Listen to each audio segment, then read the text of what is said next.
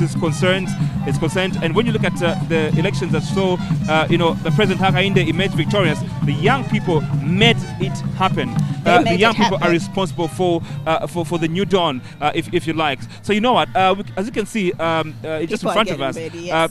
People are getting ready.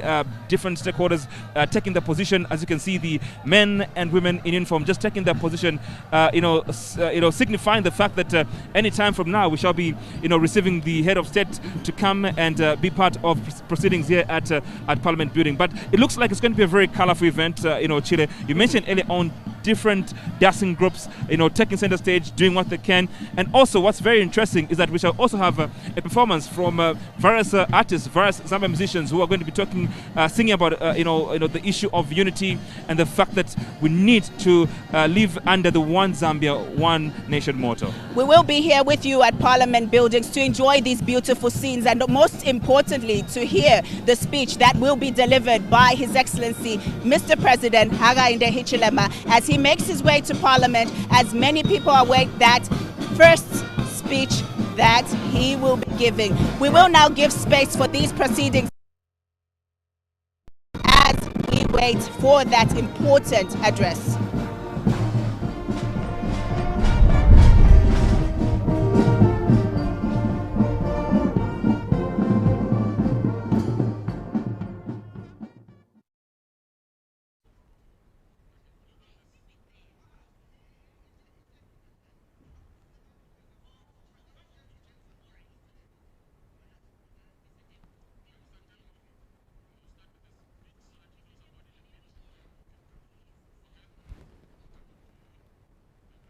The formation taking shape there, Parliament grounds at the moment, and that is just a sign how everything looks good and is happening. As that is happening, Margaret Chisulo is standing just outside the President's office at State House. And she's waiting for him as he gets ready to make his way to Parliament. Now, Margaret, I wonder what it is that you'd like to tell us at the moment. How long do you think people have to wait?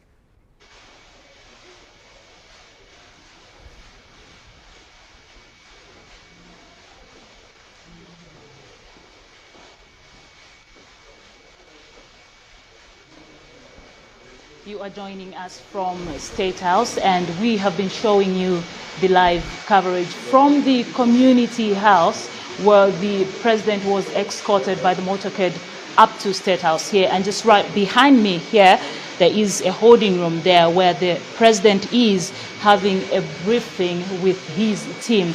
And just shortly before he takes leave for Parliament today, 10th September 2021, as he addressed the first session of the 13th National Assembly, we are hoping to have a brief interview with him just before he leaves for Parliament. We do realize that it is a very busy day for him and his team as they are putting everything together to ensure that everything else is in place before they leave for Parliament. But just before that, we hope to get a very brief interview with him. We have been assured that immediately after the briefing that is taking place in the holding room behind me, we'll be able to speak to him so that we get his view concerning the critical issues that he thinks should be addressed in the assembly. And so we will be waiting for that briefing to finish, and after that we will be able to just catch him and have that interview with him. We'll continue bringing to you live pictures from State House and up until to Parliament, where we expect the big event to take place. My name is Margaret Chisulo. Continue watching ZNBC.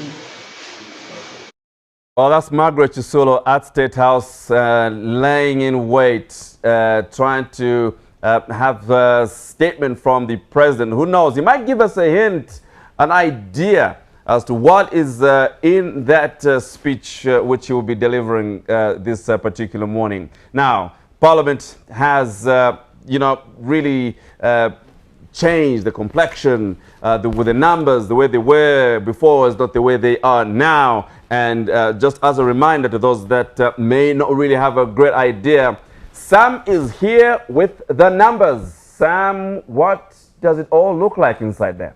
Impressive. Margaret has mentioned that maybe the president could give a hint as regards some of the issues that he would like the members of parliament to table as he officially opens the first session of the 13th National Assembly. Now, speaking to the numbers in terms of the dynamics that have changed, remember, all these changes come about as a result of the 12th of August 2021 general election. That day, that election is in the archives. The future holds for Zambia, and at present, we can only go there and look at what happened exactly. So we are speaking of the Republic of Zambia with 156 constituencies. So Zambia is supposed to have, the Zambian Parliament is supposed to have 156 members of parliament. For now, there's only 155 elected. This is because there's one that's supposed to be having a by-election as and when the Electoral Commission of Zambia does give a clear indication. So for now, this is the composition. Where you see black, that's the only seat that's been taken by the PNUP, the Party of National Unity and Progress, and the youngest member of parliament is coming from this area in the western province of Zambia, in Mongo, between Mongo and Senanga, just somewhere at the bottom there. And then the reds is a representation of the ruling party, United Party for National Development. On to the other side, you can see that the northern half of the country, much of it is predominantly green, and this is the Patriotic Front. At the top there, a historical vote by the people in that particular location voting for the United Party for National Development, with Mbala giving us some of the reds in those constituencies. To the Eastern Province, 2 constituencies have gone to the ruling United Party for National Development, and that is being termed as a historic achievement by the UPND as well. Where you see purple colors, those are the representation of the independent. Remember, we have 13 independent members of parliament. Other than that, we see that some of the dynamics that have come into place following that outcome at national level, this is what we are talking about now. 2016 to 2022, we've got the United Party for National Development standing at 58 members of parliament. The Patriotic Front, ruling then, had 80. The Independent were at 14.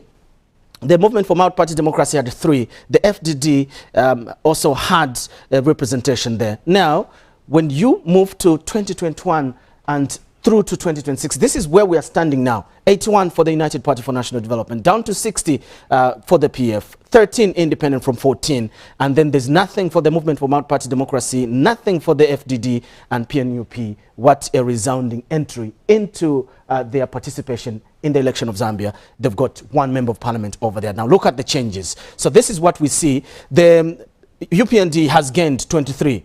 So that is a representation between 2016 and 2021, from 58 gaining 23 more members up to 81. Then the PF has dropped in terms of the numbers from 80 down to 60, and that's a minus 20 there, as you can see. And then down for the independent with 1, it dropped from 14 to 13 this year after the 12th of August 2021 general elections. And then we see the MMD has lost 3 of their members of parliament. The FDD has equally lost 1 of the members of parliament that they had. The PNUP has started with again.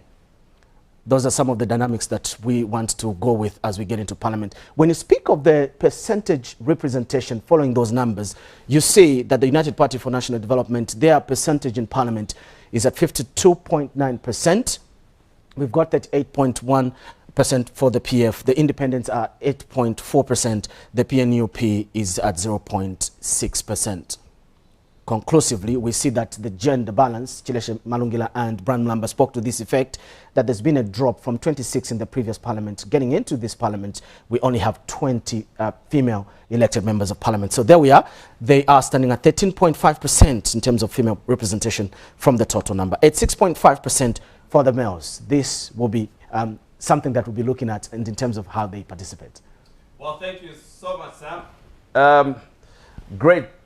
It's good to have those numbers. Good to have that picture as well. Of course, what is sad is the drop in number of women in parliament, because from 26 it's down to 20, from 17% to 13. That cannot be good at all, and one would expect that there will be that realization by the women. Well, the largest voters, they form the largest number of voters in this country, to kind of have that at the back of their minds. But of course, to go with what the president is saying, it has to follow competences as well. Let's go back to Parliament grounds, because there's a lot of going on, a lot of activity that is happening. Arrivals have started. I think the mayor has already made his way, but more on that. Her way, I beg your pardon. She's made her way in there, but for more on that is Chileshe and Brian.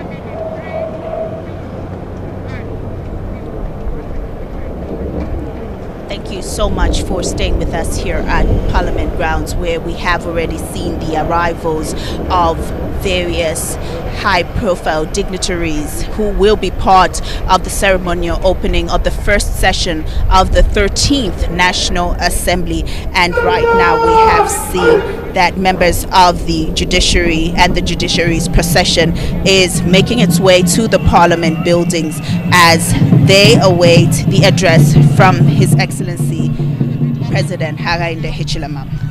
Indeed, the judiciary will be very important in this new government, because remember also we spoke about the fact that the president is calling for independence of the various arms of government, and for the judiciary as well. That narrative, does touch on that segment of the country's government.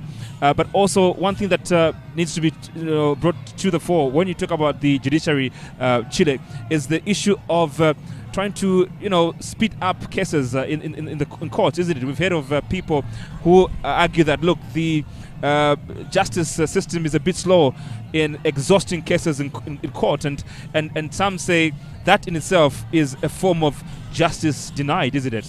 Yes, indeed, Brian. He has spoken quite to what the judiciary should provide for the Zambians, and he also just did speak about the prison service, the correctional service, and how important this living standards of those in correctional facilities needs to be upgraded.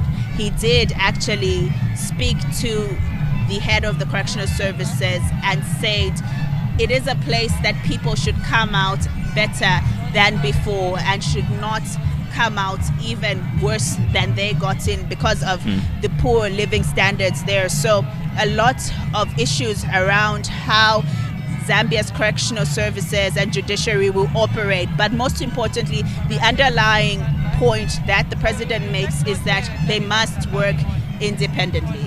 Absolutely, because in the past we did hear different sections of society accuse sometimes the judiciary as being an arm that is used to fight political enemies and things of that sort. President Hakainde said in his government, in his reign, this will be a thing of the past. We just want to get your quick view on this very important matter. What critical issues do you think the Assembly should address at this point in time, Mr. President? Thank you very much for the interview. We will say all of those things in the House. Okay. All of them. Okay. Everything, anything you want to know, direction, how we're going to do it. Separation of power? Everything will be on the floor of the House. Okay. And just on a lighter moment, how are you feeling? How do you feel to go into Parliament today? Is it an exciting moment for you? Sense of duty. Okay. Obligation to the people of Zambia. All right. That sense of duty is very important, and that we're here to serve the people. We're not people in power. We're in leadership to serve the people. Okay.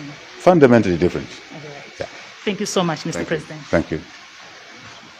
Important reminder how all these institutions of governance, Thank you so much, law Mr. enforcement institutions are intertwined and cannot work in isolation. The president did speak about institutions of governance, Thank you so much, law enforcement institutions are intertwined and cannot work in isolation. The president did, because working in isolation breeds confusion. He wants to see everyone play its part as a team. But also the meeting of the 13th National Assembly will mainly be dedicated to the consideration and approval of the 2022 national budget. And I know you were speaking earlier on about the budget expectations as well as the economy, and what tone the president will set when he walks into this building to speak to these parliamentarians. We have seen, as you can see in your pictures, chief executive officers here at Parliament playing a big key in their institutions, in their corporate world, but also playing a big part in the development of Zambia. And these are people, men and women, who have been at the helm of these institutions, ensuring that things flow and that Zambians can get absolute dedication. But also, one thing to note, Brian, is that we have not forgotten about the COVID-19 pandemic. And as you can see in your pictures, people are masked up in Parliament. This is as part of the COVID-19 guidelines. You will also see some of the dance troops here also wearing their face masks, just to ensure that COVID-19 protocols are observed here at the Parliament buildings. It's a colorful event that has seen a representation of the Zambian tribes, the Zambian cultural groups, and how important a role they play even in the democratic dispensation. No more ethnic hatred is what the president has preached, and it is what everyone in the communities, wherever they are in their places of work, must always keep as reflection.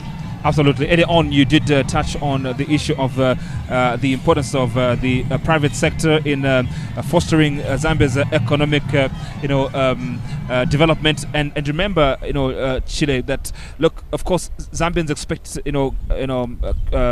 job creation, but government on its own cannot, achieve that.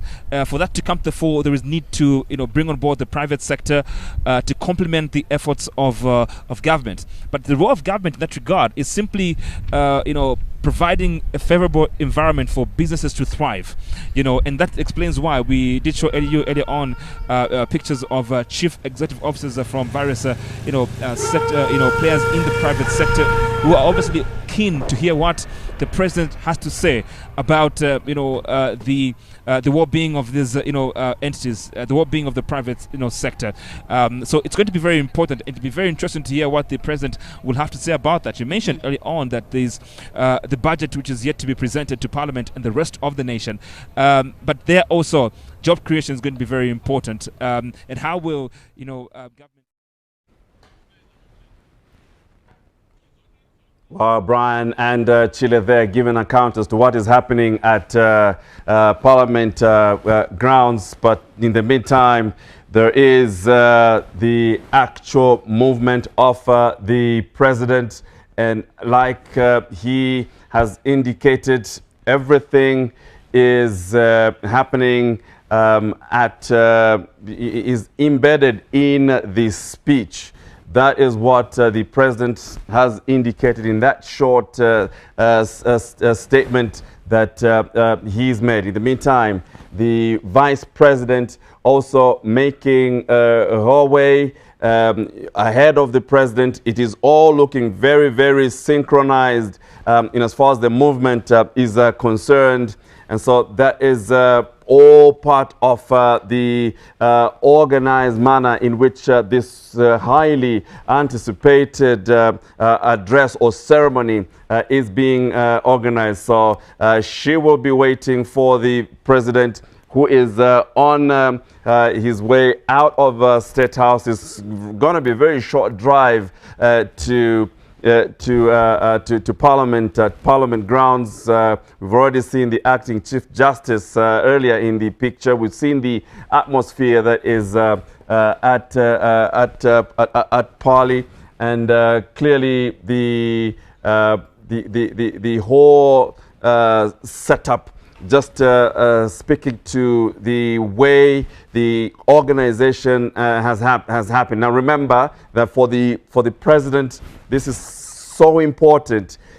They say the first cut is the deepest. He knows that he has to deliver, and from the body language, from the tone, the hint is given us in that short statement he gave to staffer Margaret Chisulo. It is quite clear that he is going to be very well prepared. But of course, the test is in the pudding. Now you know that expectation is so high. He knows the expectation is so high. He'll be speaking to some of the promises that he's made. He'll be speaking to his cabinet and what he's expected of them. He has made it very clear that pilferage, for example, will have to be sorted out. He's going to speak about corruption. That is expected as he makes his way. But the big question is, how is he feeling? That question was asked, and he was very cool about it in answering. He really has kept his nerves in good check, in control, in as far as to how he is feeling is concerned. That should be about the most important question at the moment, how he's feeling. But he's indicated he's okay. He's got this under control. And what else will be laid out in as far as being under control is concerned. And this is the motorcade as it heads closer and closer to what everybody has been expecting to see. It is the ceremonial opening of Parliament, and mark this day, the 10th of September 2021. Will he be speaking to the, to what everybody expects will be delivered. The environment, corruption, generally the economy, the young people, execution of the promises to be able to create jobs. The indicator that might happen has been the establishment of a ministry that looks at the interests of young people and their employment. Just how does that multiply or indeed actualize into practical, undertakings? So here he is, and this is a cabinet building, and on the left of your screen is the Memorial Park, where His Excellency, the first Republican President, Dr. Kaunda, lies as he rests. And of course, the late President Chiluba, Mwanawasa, and Mr. Sata. And the motorcade approaching the roundabout, the High Court roundabout, getting closer and closer to, obviously to Monday Hill, and subsequently will be at Parliament Building. So that is the roundabout. It's got a lot of history in itself. How many swearing-in ceremonies of new presidents have happened there? So many memories that a lot of you can recall, can recount. Motorists have had to stop to give way for the president to make his smooth way to Parliament, to deliver that inaugural speech, the maiden address to the nation, and what will be said after this. And he's headed for Addis Ababa Drive. It is, again, a moment that everybody will live and must live to remember. Now, it is easy to watch, it is easy to see, it is easy to analyze, but you can just imagine that the president is probably flicking through some of the pages just to make sure that he says it right and he says it to the expectations of everybody else. And just by passing, is it Elunda Park, or what it used to be, that, as he gets into Addis Ababa Drive, you can see again, it's all cleared for His Excellency, who came through the presidency through a convincing victory, and he will be delivering that particular message. Expect him to thank the electorate, the people of Zambia, for giving his party a chance to show what it is that they will be able to give. And of course, the party, taking you back to 2001, when the founding president, Mr. Anderson Mazoka, set up and participated in those elections. As you know, in that particular regard, the UPND has been a party that has shown consistency, competing favorably, very tightly, and they were showing signs. They were getting closer and closer and holding on to the promise and to the agenda of one day being in government to deliver to people of Zambia. It eventually did happen.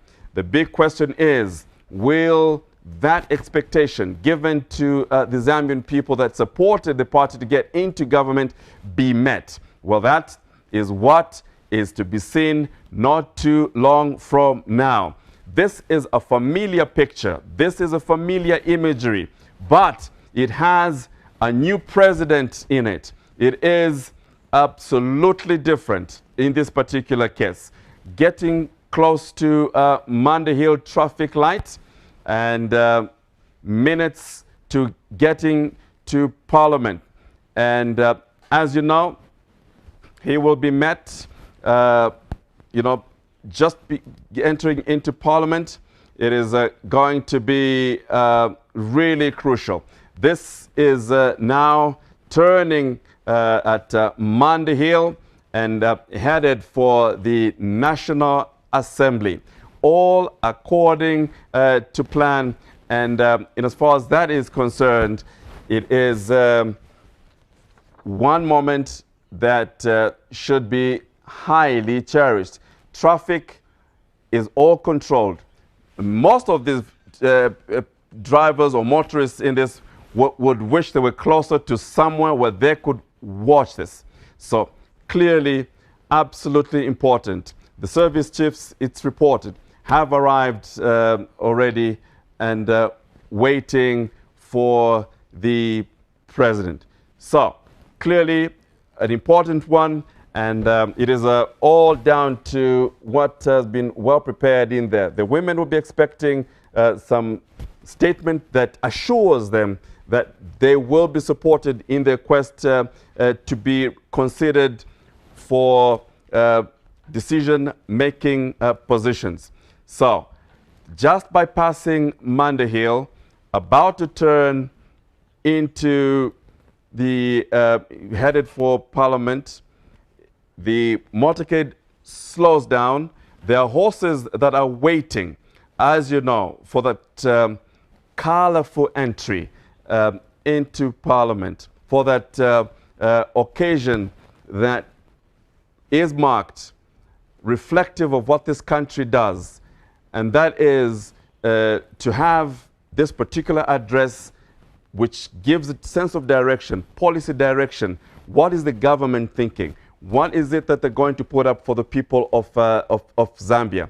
Nothing short of progress, nothing short of empowerment for youth, for women as well, nothing short of creating an enabling environment for the people of Zambia, for those that are into entrepreneurship, nothing short of corporates being allowed space to grow and to be able to thrive. Nothing short of making sure that local productions are given the leverage and the space to not just be confined to the local market, but also to be able to penetrate foreign markets as well. Nothing short of protecting local industry from unfair foreign competition. So it is all part of the mix if the president will have to deliver on his promise in that sense. And of course, you can expect a lot of analysis that will follow. Stakeholders will be looking at this. They have their pens and paper to really take note of what the president is about to say. So here's an imagery a lot of you will be seeing and are seeing for the very first time. And we're picking the president from entry and grand entry that he's about to make. This is absolutely adrenaline rushing. This is absolutely colorful, but there is more within Parliament grounds where Brian and Chile are waiting to pick it up from.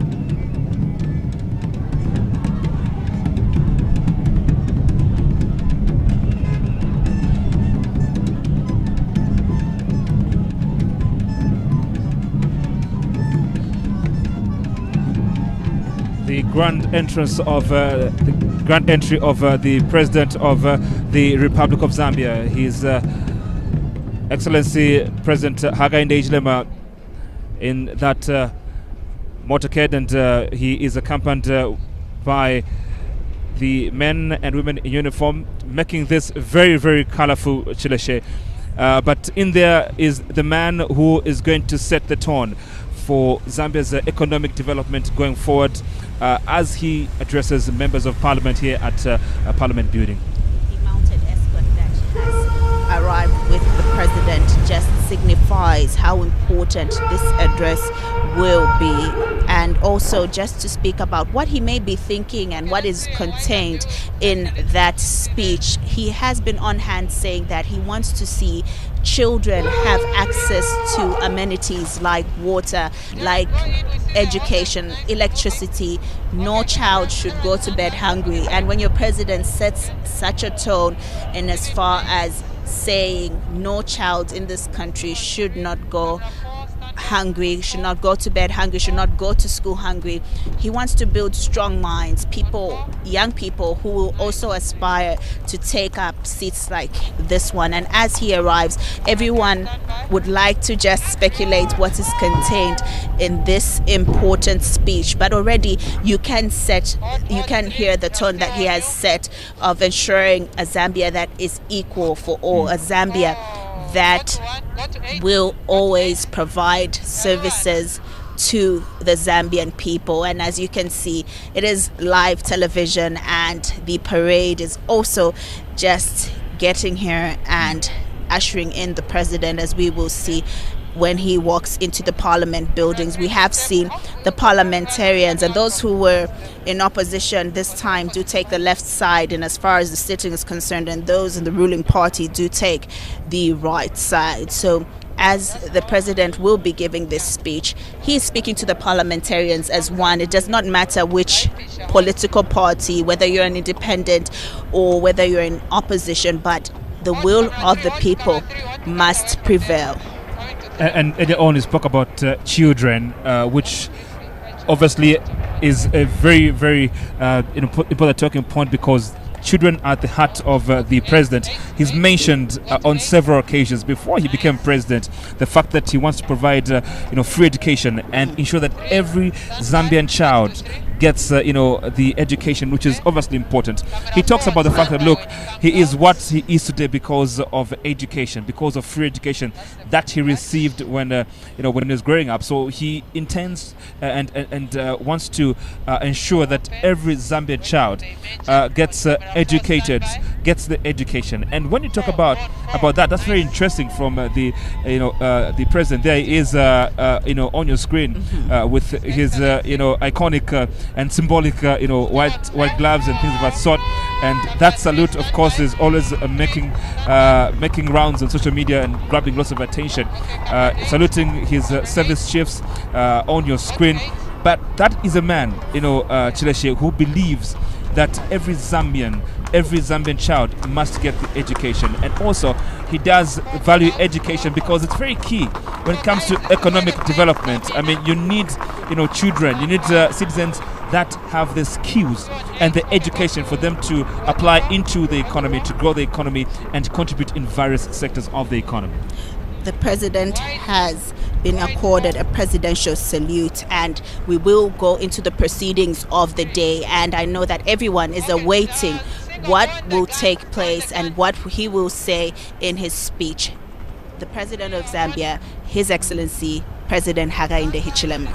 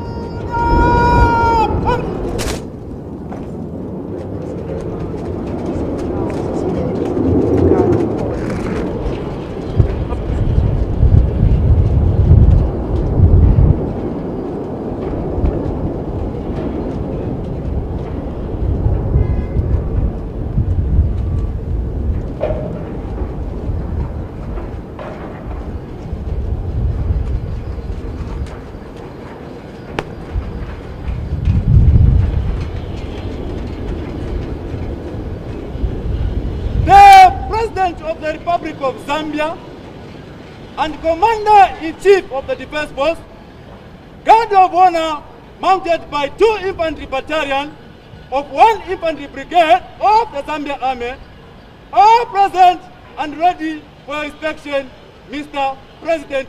So,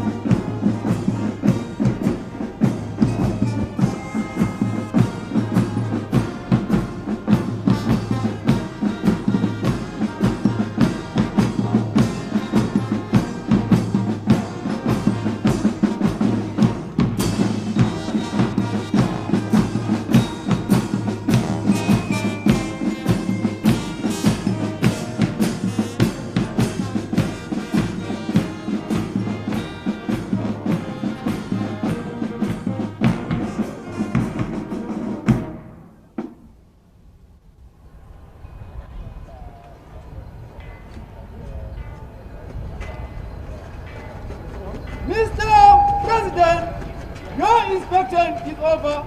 Permission to carry on. So.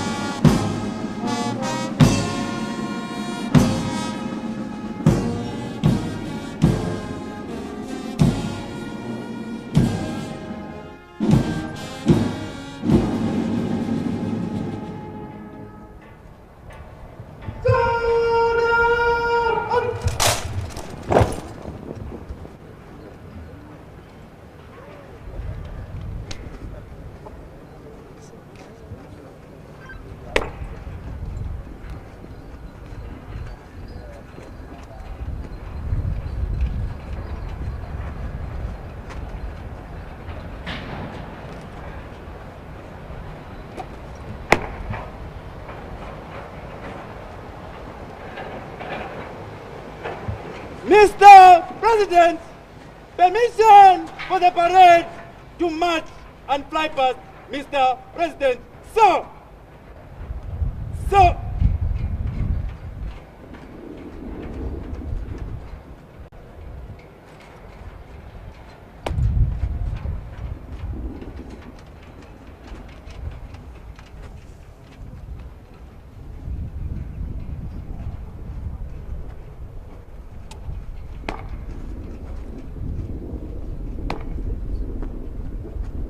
God open up!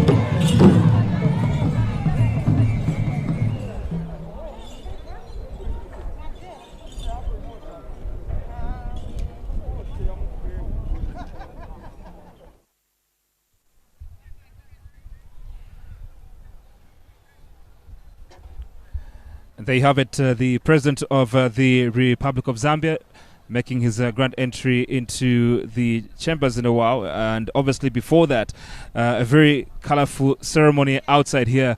And you could see the theme of that performance, One Zambia, One Nation. Absolutely beautiful, Brian. Earlier on we did speak about the cultural groups, but now seeing them in action and what they have planned actualized here just shows how united the country is to have all these people here. And I know that many people couldn't hear the cheers when we did get the traditional welcome for the president. Everyone in the grounds of Parliament was cheering. and excited that he has come. But like you say, the One Zambia, One Nation, obviously taking stage as part of the president's vision for the country. And you can see him there being ushered into the waiting room, where he will be able to sign a book that shows that he is welcome to the Parliament grounds. The Speaker's book is a book that welcomes you to the Parliament grounds to show that the President has been here. So he will be signing that. We have also seen that he is accompanied by the First Lady, Madam Mutenta Hichilema, whom he speaks so highly of when he talks about family unity and how people, spouses, families should support each other, support each other's dreams. And you can see her here supporting him as he walks into Parliament to give his maiden speech.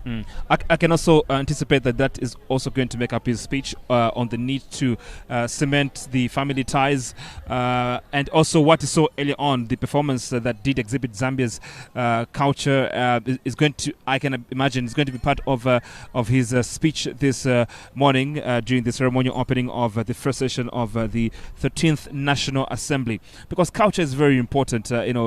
Chile, when you talk about the need to apply yourself as a citizen fully to the national development agenda, it's embedded in our culture that we play a part. And early on, you were sharing the rich history behind the building of this infrastructure, the Parliament House, and you're talking about the fact that, look, it was a very huge indication of how Zambia is dedicated, each and every citizen contributing in a way to coming up with this particular building. So it tells you how Zambia must be united. But again, it gets back to our culture, because as Zambians, unity is in our DNA, so to speak, isn't it? And I think that the president is going to talk about that as he addresses these men and women in the chambers. 104 guests have been invited here at Parliament buildings to witness the maiden speech for the president. Many issues to be addressed, and you can see the cosmopolitan grouping that is here in Parliament, from the corporate world to ordinary citizens to parliamentarians themselves. And obviously a huge mandate weighs on their shoulders. And the president did speak about not just representing your constituency, but also representing the greater good for Zambia. So if you're MP for a particular area, when you think about development, think about it for the greater good of Zambia. So much as far as talking points will be coming to the fore. The entrepreneurs, the young people are excited about to listen to what plans he has, especially that a ministry, Brian, has been set aside, and it will be ratified by Parliament in due course, but set aside for small and medium entrepreneurs. One of the issues that was in the manifesto being actualized. That's a good point you raised. And I mean, the establishment of that ministry does spark growth when it comes to the entrepreneurship area of the country's economy, because we've been talking about the fact that, look, those entrepreneurs have brilliant ideas, and many times you and I, in the course of our work, we interact with people that have got huge business ideas, but they don't seem to have the support system, so to speak, in terms of the resources, financial resources, loans from banks and things of that sort. That ministry, I think, will address those issues. And also, we've seen entrepreneurs who really have face difficulties in finding markets out there. When they come up with their goods and services, there is a barrier in terms of accessing the huge markets out of Zambia in Zambia. So this ministry is going to be key in that regard, in addressing these issues that continue to hinder growth, and as far as the SME sector is concerned. And like you mentioned earlier on, away from the issue of entrepreneurs and things of that sort, you mentioned the very interesting part about this Parliament.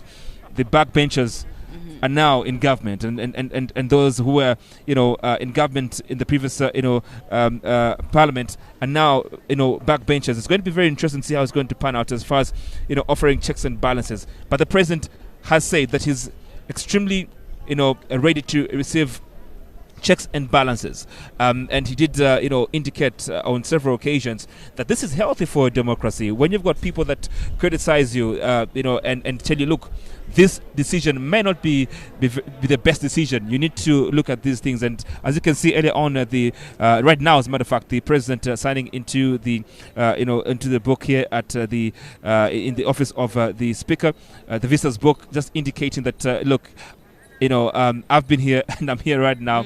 And this again does come very, very interesting, because many young people out there don't appreciate what happens in Parliament, and perhaps the media must do a lot to try and sensitize young people on this ceremony and just the concept of Parliament in itself, isn't it? A big role the parliamentarians have, and when you see the president visit Parliament, it signifies the will of government to see that everyone is in sync, despite of where they come from, in ensuring service delivery for the Zambian people. Parliament is committed to effectively and efficiently carry out its legislative, oversight, representative and budgetary functions, and all these components will be included in the president's speech today. Earlier on, Brian, we did speak to the manufacturing sector in as far as the president is concerned, Ezekiel Sekele. He did speak about 8% being contributed to the manufacturing sector currently, but in the next 10 years, a projection of 30% is expected. Of course, we'd like to push it to more. There is a lot of potential in the manufacturing sector. And when you think about the new ministries that have been introduced, like technology and what they can do to help boost the manufacturing sector, gives you a reflection of what the president keeps on saying, that where one ministry ends, the other one starts, and teamwork must be observed. So that must be going through the minds of most of these parliamentarians as they take these important seats. Indeed, the manufacturing sector does expect from these members of parliament, you can see on your screen right now, to do something about the contribution that is coming from the manufacturing sector. You mentioned that they are contributing only 8% to the country's GDP. Now that's more. I mean, we do not, ignore the fact that this is out of some great effort, but we can do better. When you look at the Vision 2030, it does project and demand that, at that particular time, the country's manufacturing sector must contribute something like, 36%. So it tells you that we have got a lot of work to do, because 2030 is almost near, just around the corner. Yes. And therefore, these members of parliament must try and do something about that. They must try and find solutions to make up for a slight delay that we have suffered as far as getting the best out of the manufacturing industry. But in that narrative, in that conversation, Chileshe, you want to bring in the issue of value addition that we spoke about earlier on. The manufacturing industry needs to have policies that support it to grow and be able to embrace and actualize a value addition, which does account for huge benefits in terms of job creation, in terms of growing the country's economy. Because when you've got a manufacturing industry that is thriving, you grow your middle class, and then it helps your citizens have the buying power to be able to buy the services and goods that the industry is are bringing to the fore. So manufacturing and value addition should be, the conversation should be on the lips and on the minds of these members of parliament. And as the first time being here in the parliamentary grounds, as the first time addressing parliamentarians as the president of Zambia, you will note that the president has spoken about policy consistency. Absolutely. And that's one issue that he continues to talk about to attract investors to the country. Policy consistency is key. He has also spoken about the multi-facility economic zones and how they have to be maximized in terms of potential to ensure that they also contribute to Zambia's economy. I think the tone that has been set, Brian, is really that it's time to work, it's time to put in the work, it's time to work for the nation and ensure that every contribution goes to the well-being of the Zambian people. This is the first time he's coming into the parliamentary grounds, coming to address the parliamentarians, and you may think it is one of the most important addresses that he will make. We know he has spoken on various occasions, and that has also set the tone for what we're talking about today. But most importantly, policy consistency is on the mind of the president. Yeah. He's spoken about the agriculture sector and how small and medium farmers need to grow from where they are to become high-scale farmers that also contribute to the economy. He has also spoken about the need for quality healthcare, and in that regard, we do know that Honorable Sylvia T. Masebo is the new health minister. He comes at a time when the COVID pandemic is still on. He comes at a time when people are talking about quality health services and the need for the Ministry of Health to provide this for every Zambian. So that is something that probably he will speak about when it comes to health and how important it is. A healthy citizen is a productive citizen at the end of the day. Without a doubt, and experts will tell you that it's high time that we change the way we look at the Ministry of Health. We should now look at the Ministry of Health as an economic, ministry, so to speak, because, like you mentioned earlier on, it is extremely important to ensure that people can be able to be healthy, and people can look as though the First Lady is looking very, very beautiful this morning, as always. When she makes a public appearance, she always wins public acclaim in that respect. But also because, look, the husband, for him to be where he is today, she has played a huge role in giving him encouragement to soldier on. Remember, he was sent to jail on several occasions. There were moments that were extremely favorable for one to give up, and the president then in the opposition stood firm and remained resolute and did maintain his path to the presidency. It's because of that woman you're seeing on your screen, and on several occasions he's mentioned that, look, I am where I am today. I've managed to calm the storm whenever it hits me because of this beautiful woman that has been very supportive in my career. And a challenge to all the women folk in the country to support their husbands and their boyfriends as well. The president did mention that. So it's very important that as we go on, the country mentioned earlier on the issue of policy inconsistencies that we've seen in the country. Now, the role of government is not to provide jobs, is to make the environment very favorable for investment. And when your policies are inconsistent, it's a huge discouragement for players to come and invest. Because let's face it, government has owned industries in the past. They were sold because arguably government was incapable of running these industries, and as the new government comes into power, as government is in power, right? The new government is in power. There is need for policies that will be important in ensuring that the sector is attractive for investment. Investors won't come and put their money in a country where policies are inconsistent. Today, you say there's a zero rating on this undertaking. The next time you come, you say things have changed. It's a huge discouragement. So inside Parliament building, we are witnessing a very colorful ceremony. The president is just about to enter the chambers, and members of Parliament await the grand entry of the head of state into the chambers.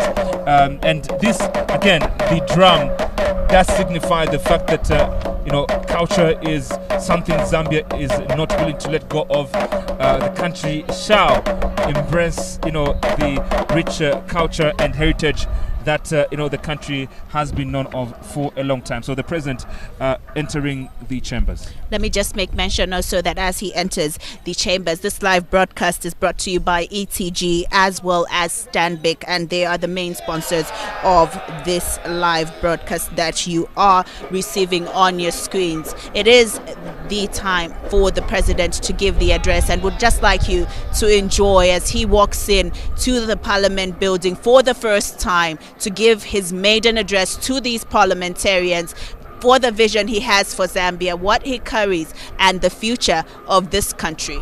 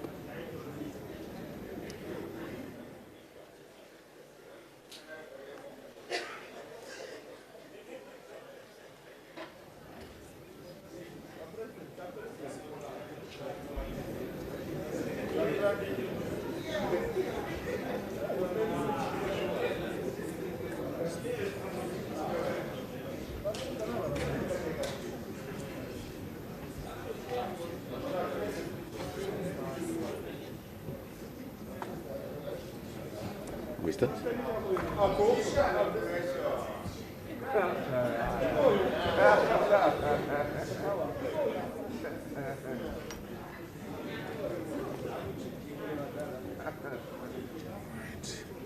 Shall we start?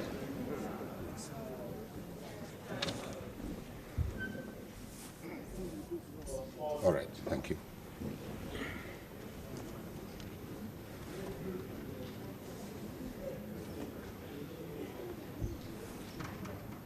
Thank you very much, Madam Speaker.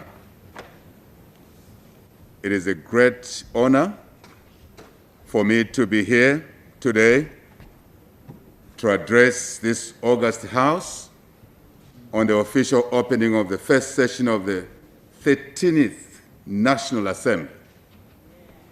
This session marks the beginning of my first 5-year mandate as President of the Republic of Zambia. And I'm honored to be the first President to address this august House in the presence of the first female Speaker of the House. I thank the Almighty God for giving me and the United Party for National Development the opportunity to serve the people of this great country. My profound gratitude goes to the people of Zambia for the overwhelming election victory and trust in me as their president. I'm truly humbled by the responsibility that you, the Zambian people, have placed in our hands. We, in turn, shall serve you diligently and in accordance with your aspirations. Madam Speaker, on Thursday, 17th June this year, a dark cloud befell our country. We lost our gallant founding father and first president of this great nation, Dr. Kenneth David Kaunda.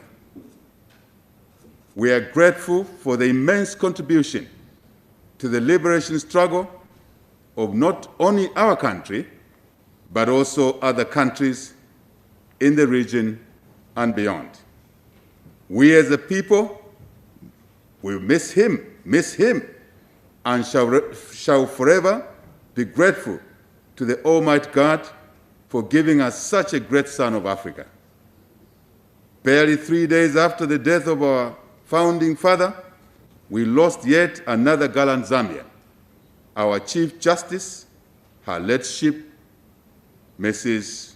Irene Chirwa Mambilima, who passed away on the 20th of June, 2021. We remember her valuable contribution to the judiciary and service to the nation. Additionally, our country endured further despair resulting from the COVID-19 pandemic, where many of our loved ones passed away as a result of this pandemic. It is therefore important that this august House observes a minute of silence in honor of our late luminaries and the citizens who succumbed to the coronavirus.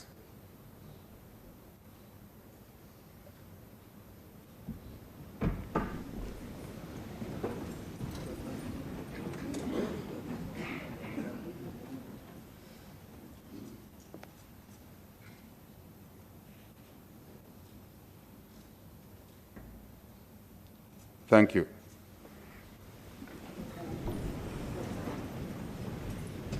May their souls rest in eternal peace. Madam Speaker, allow me on this auspicious occasion to congratulate you and the two deputy speakers on your respective election to superintend the affairs of this august House. The responsibility placed on your shoulders is enormous. Our people expect you to discharge your duties with impartiality, dignity, and honor. And I'm confident that you will execute your duties diligently and maintain the decorum of this House. I also congratulate all of you, I mean all of you, the re-elected and newly elected members of Parliament, on your election to represent the people of Zambia. The people of Zambia. All of the people of Zambia. All of the people of Zambia are the ones you should represent, without exception. That's by way of emphasis. I equally congratulate you, honorable members, who have been nominated to this august House. All of you who have been nominated to this august House, you too are congratulated. The people of Zambia have placed great confidence in you. The people of Zambia voted for change. The people of Zambia voted for change. Our people must begin to enjoy the fruits of this change. Your presence in this House should therefore not be for personal gain. We must all preoccupy ourselves with a call to duty and selfless service for the betterment of our country. You are expected to represent them effectively in order to contribute towards improving their livelihoods. Let us work hard and deliver to our people's expectations all the time.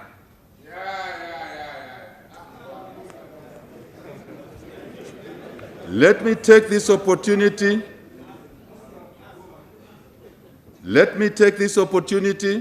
to pay tribute to the immediate past Speaker, Dr. Patrick Mativini, and the two former Deputy Speakers, Madam Catherine Namgala and Mr. Mwimba Malam, for presiding over the business of the House during their tenure. I also commend the Clerk of the National Assembly, Mrs. Cecilia Nsenduluka Mbewe, and indeed her staff for the support rendered to the House during the 12th National Assembly. As a nation, we were happy that despite the challenges posed by the COVID-19 pandemic during the 4th and 5th sessions of the 12th National Assembly, the leadership at Parliament was innovative and worked tirelessly to ensure that the business of the House was conducted in an effective and efficient manner. Thank you. Let me also pay special tribute to the former Vice President of the Republic of Zambia and leader of the government business, Her Honor, Mrs. Inonge Mutukwa Wina.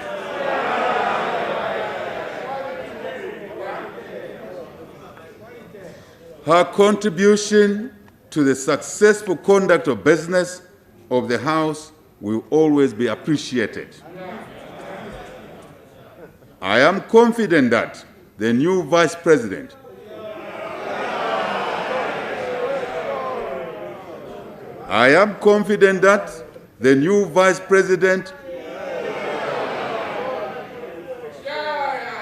Her Honor,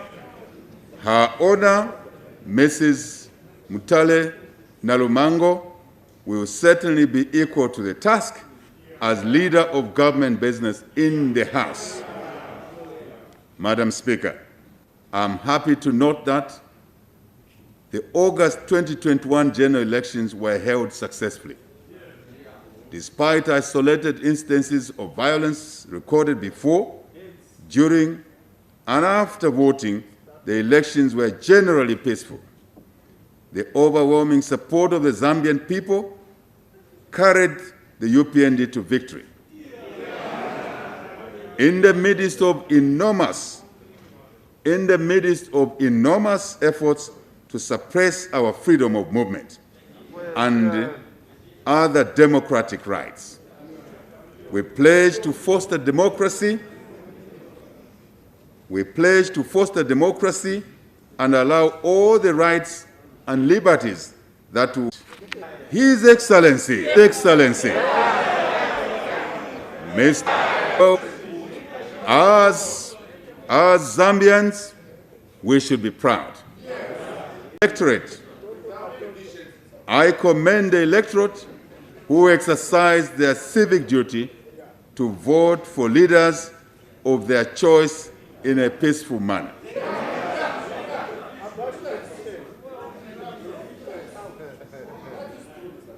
I commend the electorate who exercise their civic duty to vote for leaders of their choice in a peaceful manner. Their decision ought to be respected. Special appreciation goes to youth who turned out in large numbers to vote and bring about the change they so much desired. I also commend all political parties and independent candidates for participating in the elections. Allow me to also extend my commendations to the Electoral Commission of Zambia for ensuring that the elections were held in a conducive environment, especially amidst the COVID-19 pandemic. I further commend the election observers, the church, traditional leaders, and other stakeholders for the distinct roles they played during and after the elections. Madam Speaker, now that the 2021 elections are behind us, it is time for us to unite as a nation and focus our energies on developing our country. It is time for all of us to work together and take Zambia forward. It is time for all of us to work together and take Zambia forward. It is time to focus on addressing our common challenges as a people. Madam Speaker, the United Party for National Development government has a huge task ahead to turn around the economic fortunes of our country. Rebuilding our economy is top on our agenda. I shall repeat. Rebuilding our economy is top on our agenda, as this is what will deliver jobs and better livelihoods for our people, all our people. We have indeed inherited an economy that is in dire straits and requires bold and decisive action to be taken to ensure recovery is achieved. We need the support of every citizen to achieve our development agenda.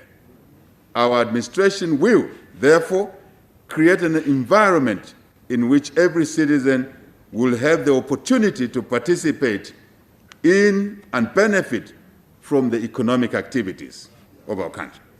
As we begin our first term in office, our administration will embark on a national development agenda to ensure accelerated economic recovery. Our vision is to have a united and prosperous Zambia that will provide equal opportunities for all our people. We are determined to meet the basic needs of every Zambian and create a conducive environment for Zambia to become a prosperous middle-income country. We will implement policies to address the fiscal deficit while ensuring that confidence is restored in the markets, all the markets, trading and financial markets, all of them. I'm sure you've seen the changes already in the trading market. It is important to bring stability to our economy and accelerate growth. As we embark on the journey, it is cardinal that equality, enhanced provision of equitable access to our economic opportunities to all our citizens, especially our youth. We will also enhance provision of adequate social services. Indeed, we will further enhance the provision of social protection to the poor and vulnerable in our society. It is in this regard that the theme of my address is creating a united, prosperous, and equitable Zambia, restoring economic growth and safeguarding livelihoods. I shall repeat. It is in this regard that the theme of my address is creating a united, prosperous, and equitable Zambia, restoring economic growth and safeguarding livelihoods. Madam Speaker, the theme calls on all of us to unite regardless of our political affiliation, ethnicity, religion, and indeed gender. We need to focus our attention on strengthening unity in our country. We need to focus on what unites us and not what divides us as a people. We are determined to usher in an era where politics are used to strengthen rather than to weaken our unity. We are determined to make our national motto, One Zambia, One Nation, a reality and not just a mere slogan. We all desire a prosperous and equitable society, don't we? The levels of poverty in our country are unacceptably high. We must end the vicious cycle of poverty and bring prosperity to all our people. We will work to reduce various forms of inequality and create a more equitable society. We will safeguard the livelihoods of our people, especially the poor and vulnerable in our society. We will provide equal opportunities for development to all our citizens across the country. Madam Speaker, the theme also reflects our desire to reverse the current economic downturn, as indicated. We will accelerate economic growth and create opportunities emphatically for all our people. We will create or increase access to quality education and health care, as well as water and sanitation services. In addition, we must sustain livelihoods, ensure affordable cost of living, as well as food and nutrition security for our people. Madam Speaker, the theme sets the tone and direction for our development agenda over the next 5 years. Our administration is determined to creating a united and prosperous Zambia, with equal opportunities, across ethnic, I repeat, across ethnic, religious, and gender considerations, in harmony, in a free but democratic society. Madam Speaker, our administration will develop a robust national development action plan for the period 2022 to 2026, of course anchored on our manifesto. The 8th National Development Plan will reflect our economic transformation agenda to deliver on the national vision and the aspirations of our people, our citizens. The focus on the transformation agenda will be on attaining outcomes beyond economic growth to include greater inclusion and poverty reduction. Madam Speaker, I will proceed to outline the broad policy direction of my government for the next 5 years. I will do so under the following thematic areas. 1, economic transformation and job creation. 2, human and social development. 3, environmental sustainability. 4, good governance environment. Good governance environment. Madam Speaker,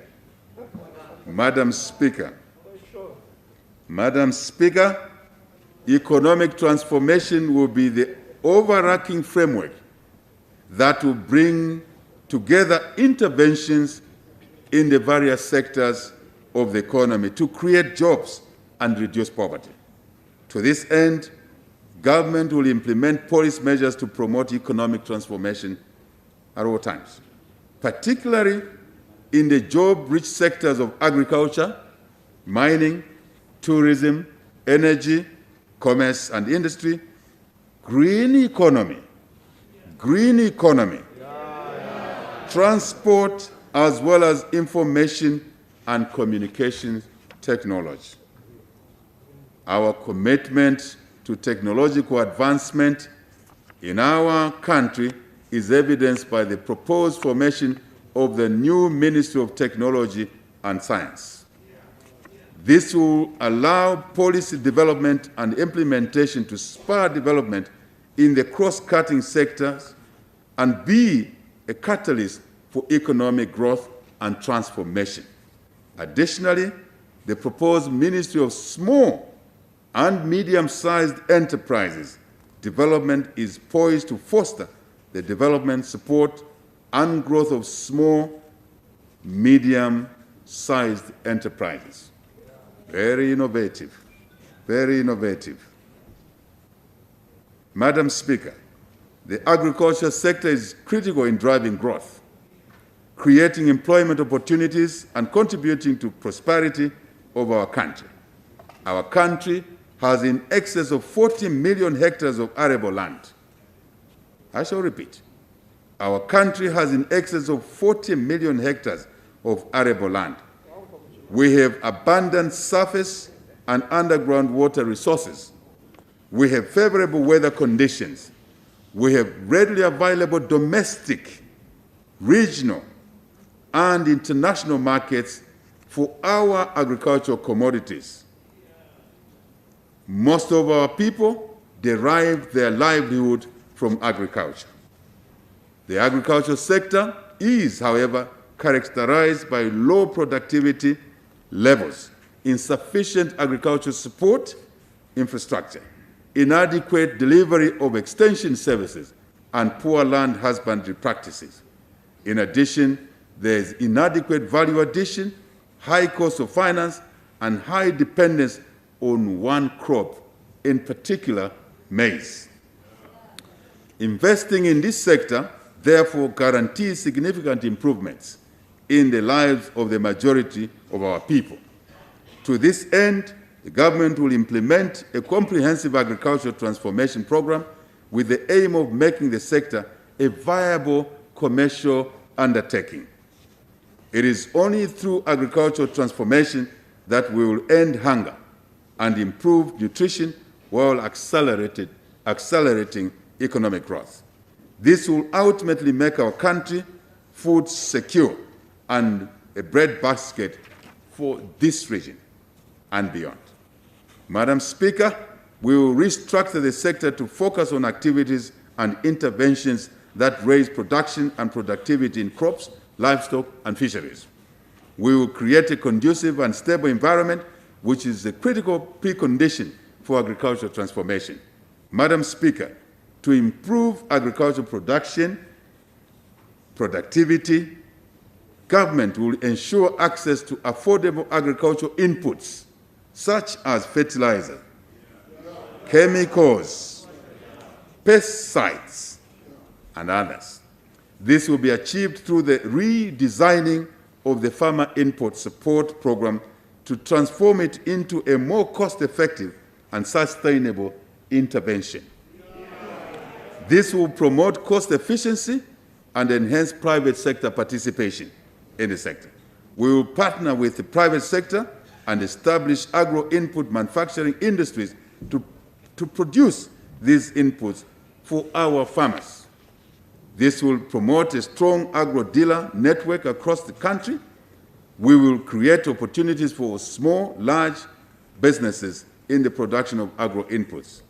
Madam Speaker, our administration will also promote crop diversification away from maize alone by supporting production of a wider range of cereal crops, legumes, fruit trees, roots, tubers, oil crops, as well as fiber crops. This will be achieved through improved extension services, mechanization, irrigation, value addition, and improved market access, as said already. This will result in enhanced national food and nutrition security, as well as increased incomes for all our farmers across the country. Madam Speaker, to promote and increase livestock production, government will focus on stocking and restocking, artificial insemination, as well as enhanced disease surveillance and control programs.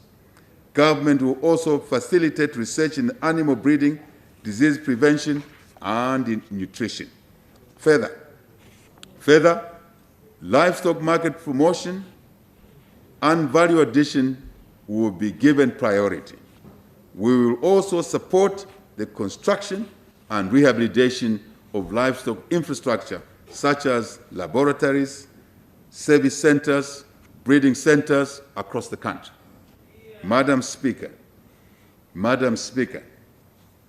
aquaculture is another area with great potential to provide opportunities for our people to venture in and improve their livelihoods.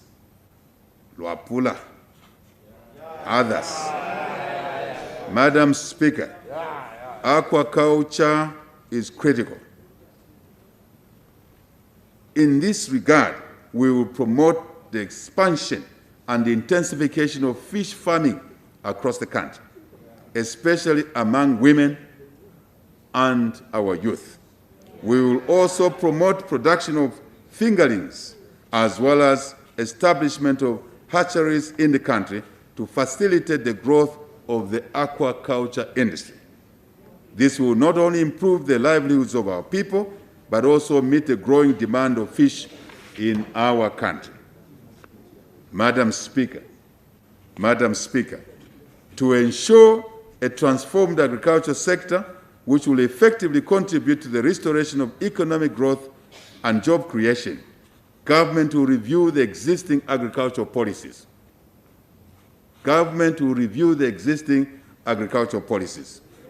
We want to enhance production and productivity. The two are different. Production and productivity. Value addition, marketing, as well as transparency and predictability of the export regime in the sector. Not frequent changes. Stability, predictable. Very important for business. Farming is a business. I therefore urge our people to seize the opportunities that exist in the sector so that, as a country, we are not only food sufficient, but also become the breadbasket of this region and indeed beyond. We have the capacity to do it. Let us therefore do it as a country, as a people. Madam Speaker, the mining sector will continue to play a key role in accelerating economic growth. Despite our long mining history and large mineral resource endowment, Zambia still faces a number of challenges in the mining sector. These include low levels of local participation and ownership in this sector, lack of transparency and accountability, as well as inconsistent fiscal policies. Mining is a long-term business. You don't change fiscal policies every other year. Investments will run away. So we shall stabilize this. Attractive, stable, consistent. And the rest you will see what will happen positively. Our administration is determined to ensure increased local participation and ownership in the sector. more jobs being created. More jobs being created, as well as increased investment in the mining sector. Too many of our people depend on this sector. We shall support them. Harnessing the opportunities available in the mining sector will be crucial to our economic revival. We will ensure increased copper and other minerals production, as well as maximizing the benefits from various minerals such as gold,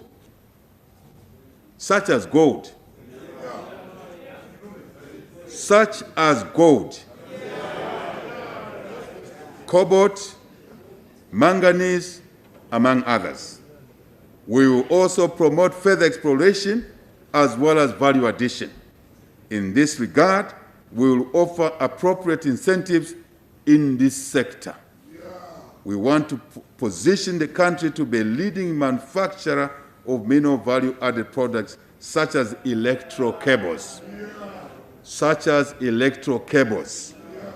of you remember Zamefa. Such as electro cables and copper-based accessories to meet a growing demand of such products. Very important. This will translate into more employment opportunities for our people, especially the youth. We will also increase earnings from exports of value-added products and ultimately enhance provision of public services to our people. Madam Speaker, to ensure predictability and sustained investments in the sector, government, in consultation with stakeholders, will review the mining tax policy framework, as indicated. Government, in consultation with stakeholders, will review the mining policy framework. This is aimed at introducing a stable mining tax regime necessary to increase investment in the sector. We will ensure that our people receive their fair share from our mineral wealth, not to be observers, not to be symbolic observers. Further, to enhance operations in the sector, government will review the existing institutional framework. With these measures in place and increased participation of our people, the mining sector is poised to contribute more towards restoring economic growth and improving the livelihoods for our people across the country. Madam Speaker, our country is endowed with abundant natural beauty, coupled with a rich cultural heritage. We have unique and pristine tourism sites that must be harnessed to benefit all our people. To this effect, our government will prioritize tourism as one of the key sectors for restoring economic growth, creating jobs, and reducing poverty. The potential of the tourism sector has, however, not been fully exploited. We all know that. The sector is characterized by fewer foreign visitors, shorter length of stay.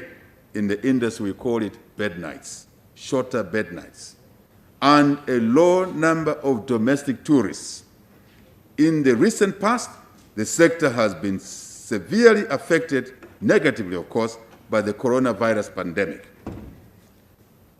To reposition the sector amid the COVID-19 pandemic, our administration will put in place a robust program to facilitate a quick recovery in the sector.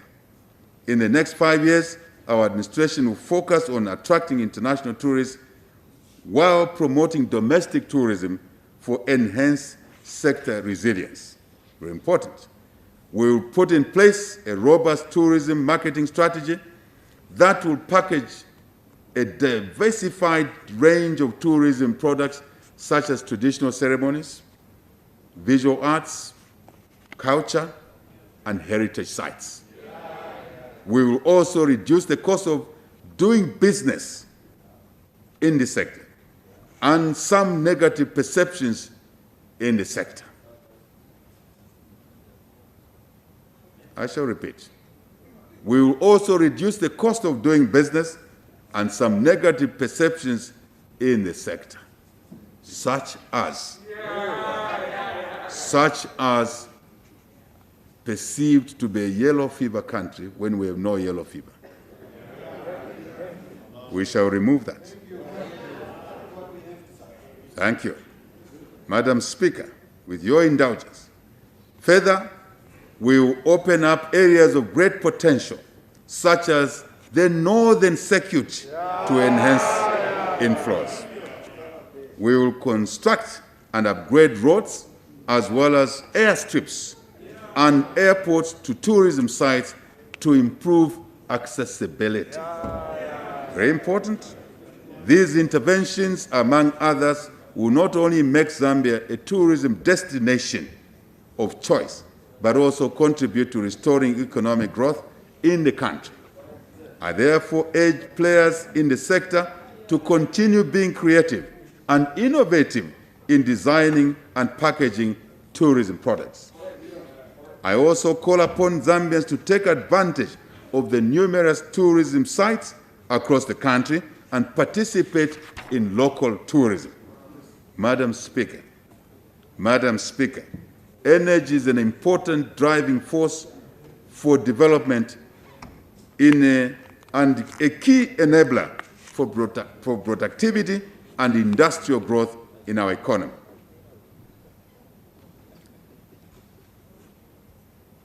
Despite this potential investment in the sector, has not grown in tandem with the sector's potential. Our administration will ensure that the energy sector has an appropriate policy framework that will deliver affordable and clean energy from alternative renewables, green economy sources, plenty of them. This will ensure efficiency, sufficient capacity to power the economy and cushion the country from the negative effects of climate change on our current hydroelectricity generation. Madam Speaker, to attract more investments in the electricity subsector, our administration will put in place cost-reflective tariffs. We want more of our people to have access to electricity by scaling up investments in off-grid green energy solutions, key to agriculture, key to tourism, key to mining. We want to transform our country into an electricity hub for the region. We will therefore continue to invest in the expansion of electricity generation, minimize transmission and distribution losses, as well as develop power interconnectors with other countries. Essential. Our aim is to create excess capacity needed to effectively end load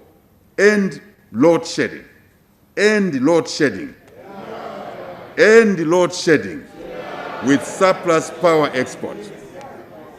Madam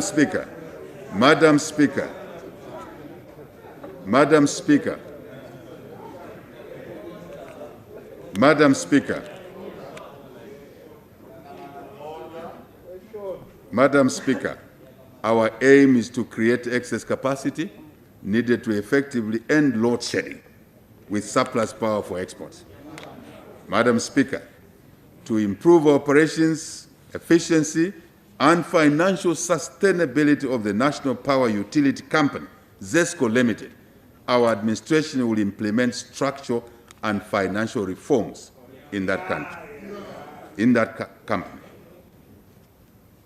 For emphasis, to improve operations, efficiency, and financial sustainability of the National Power Utility Company, ZESCO Limited, our administration will implement structural and financial reforms in that company. Madam Speaker, with regard to the petroleum subsector, we will guarantee security of supply of petroleum products. In addition, government will undertake reforms in the fuel supply chain to reduce the landed cost of petroleum products.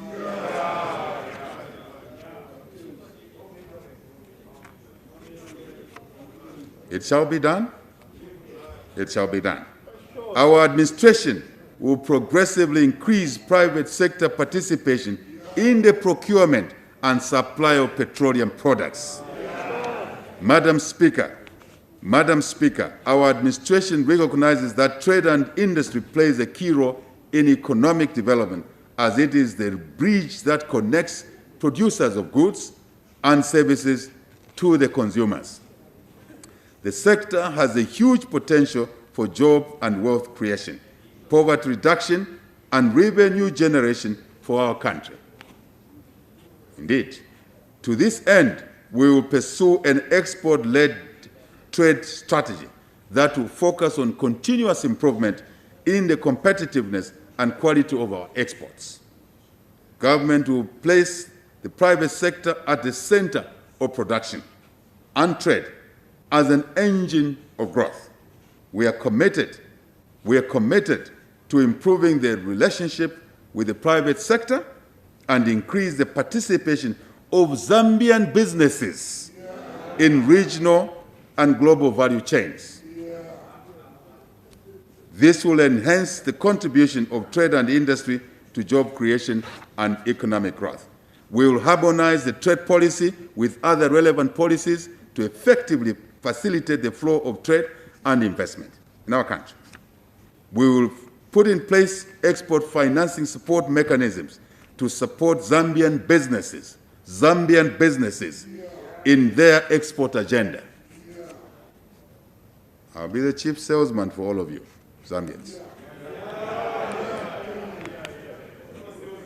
In addition, we will work closely with the private sector in exploiting the opportunities available in the regional and international markets. Time has come for us to increase the share of Zambian businesses and products on the regional and global markets. To ensure acceptance of Zambian products globally, regional of course, globally, local of course, government will strengthen the operations of the Bureau of Standards and related bodies to enhance these institutions to appropriately certify products for quality. We will also promote industrial innovation and creativity, as well as support generation of intellectual property assets. Madam Speaker, to enhance the competitiveness of our local enterprises, we will reduce transaction costs. We will reduce transaction costs of doing business by streamlining the number of licenses and permits required to operate a business in this country, as well as the time it takes to obtain these licenses. We shall cut this, no tolerance to delays. Delays job creation, delays economic growth. That's our mission.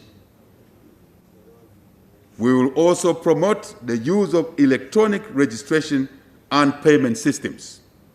In addition, we will facilitate Zambian-owned businesses to have access to affordable credit and finance in this country.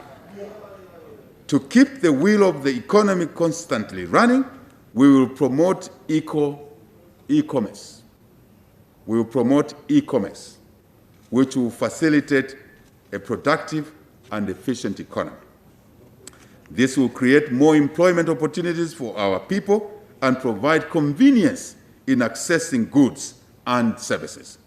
Madam Speaker, with these measures in place, we will be able to fully exploit the various trade opportunities available in the common market for Eastern and Southern Africa, the Southern African Development Community, the African Continental Free Trade Area, the European Union, and China, among others. This will not only create job opportunities for our people, but also increase the revenue base for individuals. That's how the economy works. For individuals, for households, for businesses, and ultimately for the national economy. That's how it works. Madam Speaker, government will focus on the micro, small, medium enterprises, SMEs. We believe that this category of entrepreneurship is the main engine for job creation and indeed for wealth amongst our people. We must support our people to be wealthy. Then they can support the weak in society. Very important. This will be supported by broad-based education and skills development.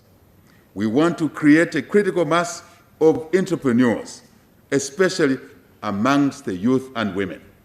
Very important. Madam Speaker, transport is the backbone for facilitating economic activities, trade, and development. It is the catalyst for economic development. Despite its importance, investment in transport infrastructure has been lopsided, focusing on road transport at the expense of other options, such as rail. Road infrastructure requires considerable high maintenance and rehabilitation costs relative to the railway infrastructure, which carries, anyway, heavier loads. Our administration will therefore focus on balanced and integrated transport infrastructure development. Not skewed, balanced. We will invest in road transport infrastructure, of course. We will invest in railway infrastructure, indeed. We will invest in air transport infrastructure. Very important. To achieve all of this, we will leverage public-private partnerships. We will leverage public-private partnerships. Madam Speaker, government will maintain, rehabilitate, and upgrade road infrastructure, particularly in rural areas, to open access. This will open up the country and link our farmers to markets, employees to their places of work, students to schools, colleges, and the sick to hospitals, amongst others. Very well coordinated, very organized. Madam Speaker,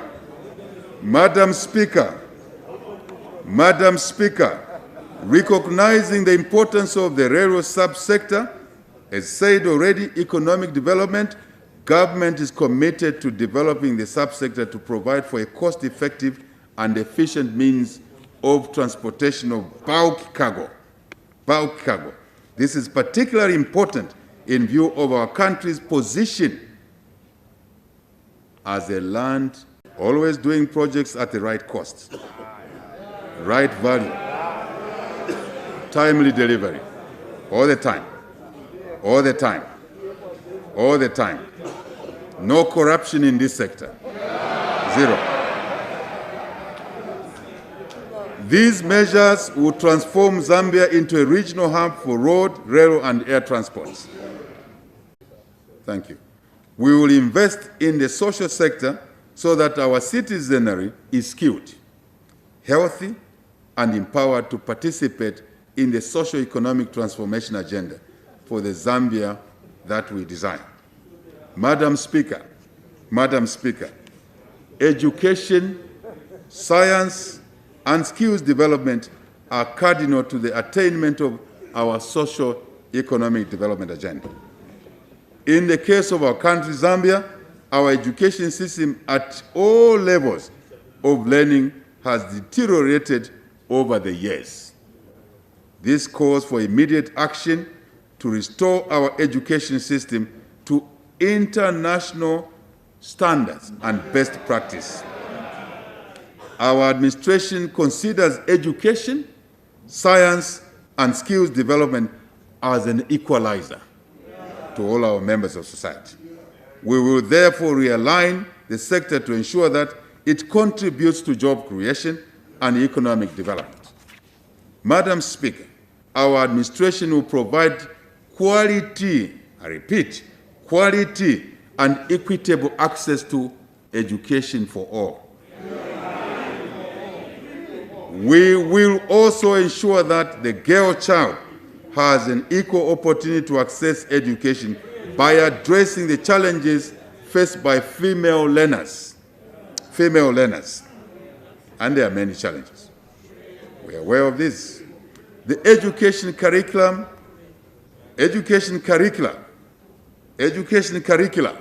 will be reviewed to ensure that it is in line with the required artisan skills and our development aspirations and goals of our country.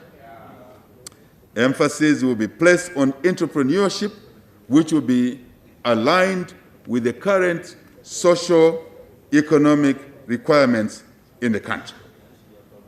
We want to produce graduates with the ability to contribute to innovations to industry, create jobs and wealth. We want people who can work for themselves, not always depending on a salary until you retire.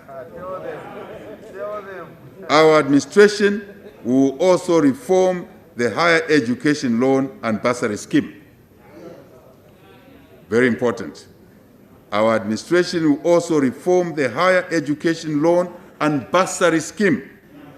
The reform is aimed at ensuring that learners who have potential to excel, especially the girl child, but are unable to afford to pay school or university fees, are supported.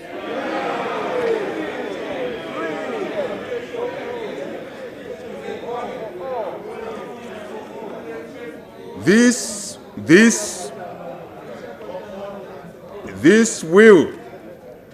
will be, Madam Speaker, I'm using English.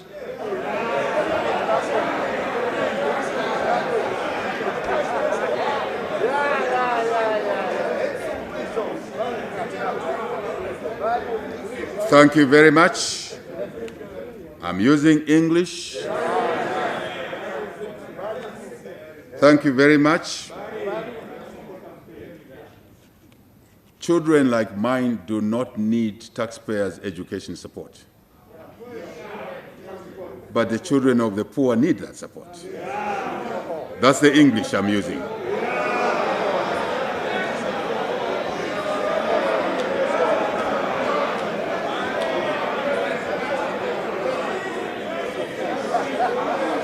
Madam Speaker, Madam Speaker, Madam Speaker, Madam Speaker, we will bring order in the way we manage this country. This will be a departure from the prevailing situation where well-to-do and undeserving students are the ones that are benefiting from the bursary system.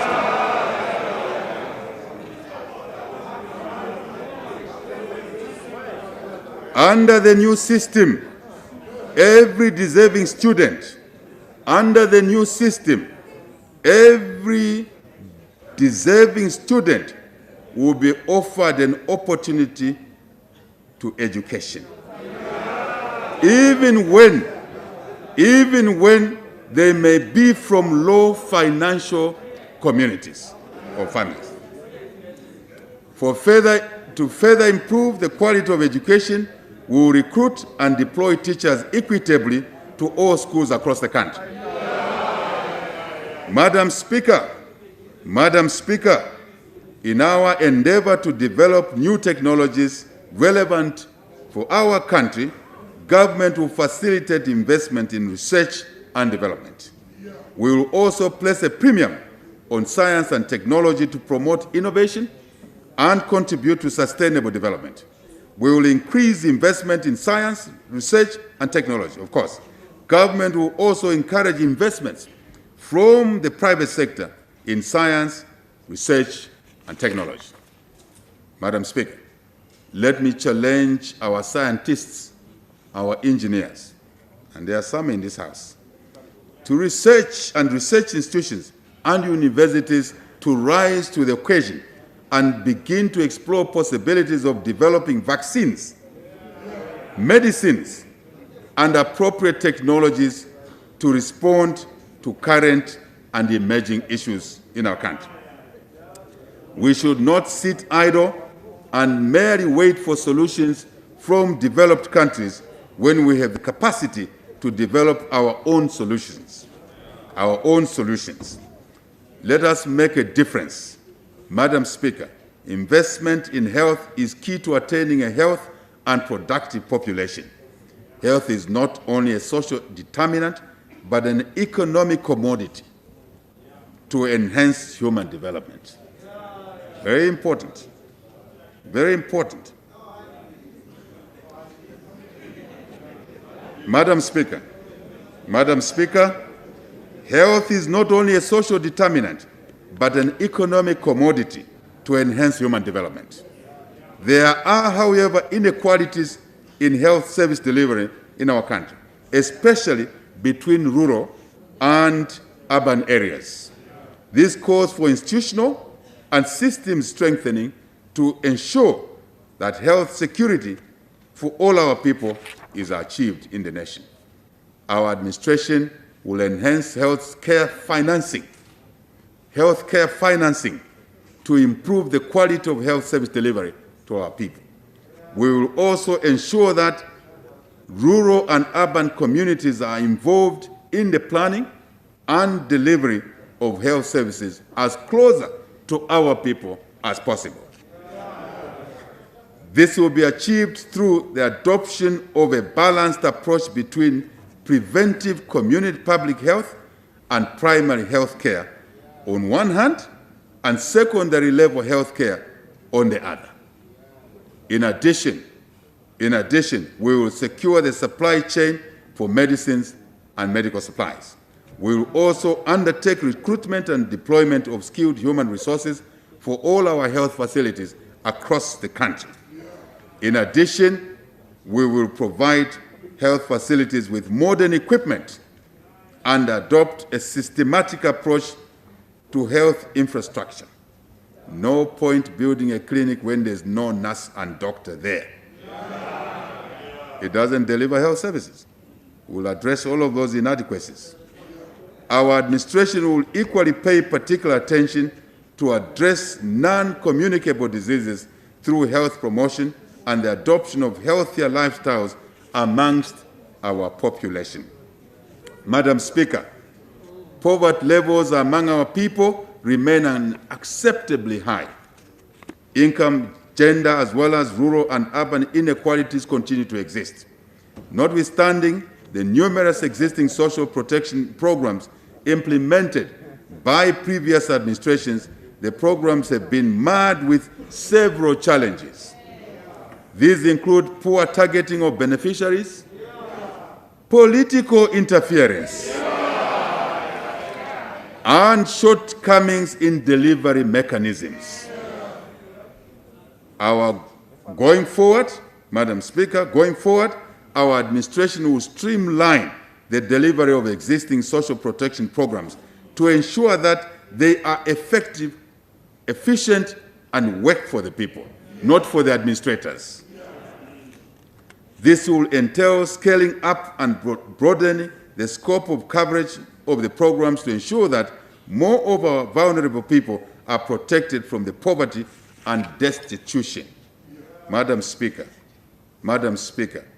a premium will also be placed on empowering our women and young people through empowerment and livelihood programs in this area.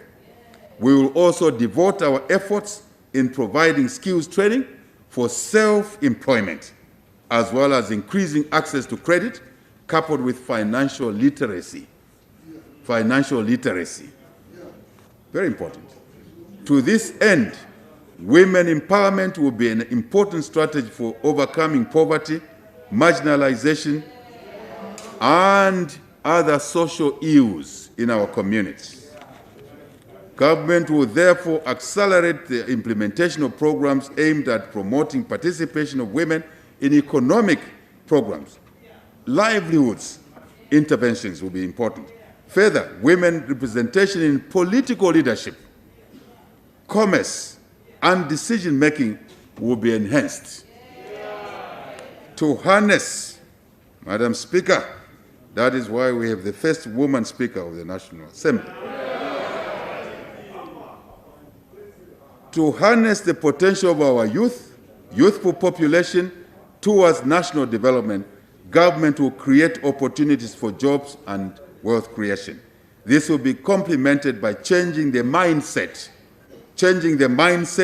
and culture of our young people so that they appreciate their value and attain their fullest potential.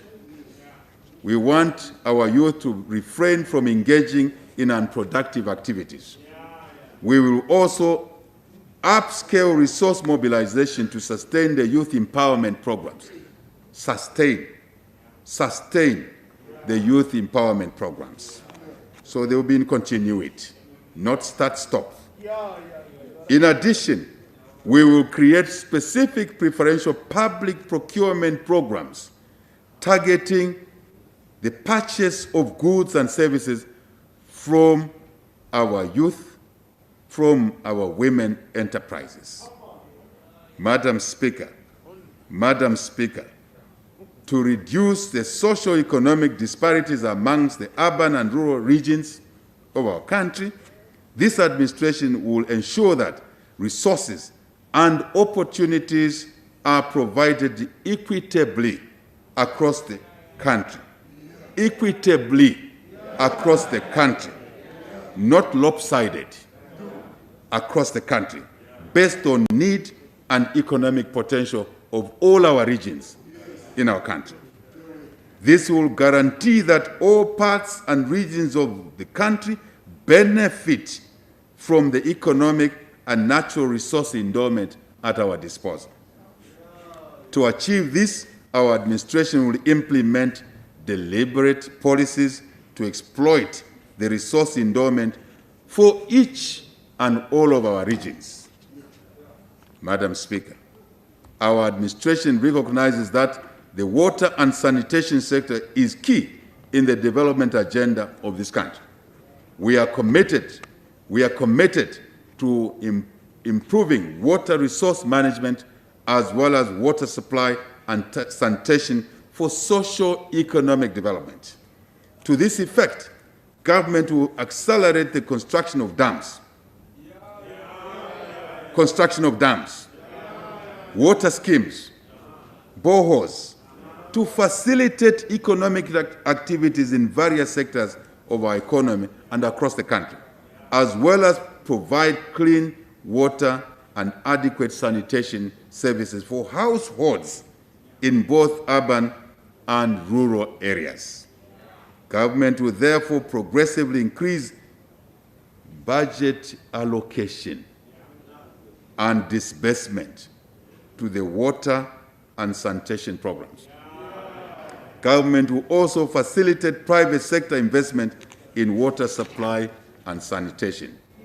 Madam Speaker, our government is committed to fostering environmental sustainability and promoting the green economy. A well-managed environment is critical for achieving economic recovery, sustained growth, and improved livelihoods for all our people. It is for this reason that we have placed a premium on dealing with serious threats posed by climate change. High variability with frequent droughts, seasonal and flash floods, extreme temperatures, and dry spells are expected to intensify with climate change. These have already adversely affected or impacted on food, water, energy security, as well as the general livelihoods of our people. To address climate change, our government is committed to strengthening the institutional framework on implementing climate change interventions. Government will ensure that low carbon and climate resilient development pathways are pursued. I shall repeat deliberately.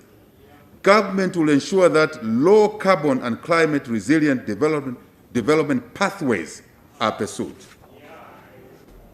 With the proposed Ministry of Green Economy and the Environment, we will champion environmental sustainability and implement policies that will yield benevolent dividends for generations to come. Not just us.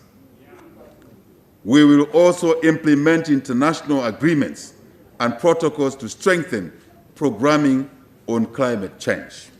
Madam Speaker, we will safeguard our natural resources, which constitute our natural capital and a source of enduring wealth. Source of enduring wealth. Very important. The vast majority of our people depend on natural resources for fuel, for income, for raw materials, and medicines. These resources, unfortunately, face growing threats ranging from habitat transformation, encroachment, uncontrolled fires, climate change, negative effects, unsustainable utilization, pollution, to invasive species that are distorting our environment. Further, the value of ecosystems and their biodiversity are neither fully appreciated nor translated into monetary terms. As such, we need to appreciate these resources by utilizing them sustainably so as not to deprive future generations of their use. Our administration will, therefore, embark on promoting the conservation of biodiversity, including ecosystems, to ensure our natural resource capital is not eroded. In this regard, conservation plans for critical wetlands will be implemented to preserve these ecosystems. Madam Speaker, we shall make Zambia a global beacon for environmental sustainability and indeed a champion of the green economy. We must safeguard ecosystems, protect natural habitats, and keep carbon out of the atmosphere at all times. Madam Speaker, a conducive governance environment is imperative for our country's political stability, for security, for economic growth, and sustainable development. Very important. It entails enhanced transparency, enhanced accountability, consultation, and dialogue along the way. To achieve this, our administration will strengthen oversight and governance institutions, ensure the independence and autonomy of the judiciary, and guarantee a free press and an active civil society. We will also ensure an improved policy environment, strengthen public financial management, as well as improve service delivery and productivity. Further, we will restore the rule of law. Madam Speaker, we shall restore the rule of law and protect human rights and property. No more savagery behavior.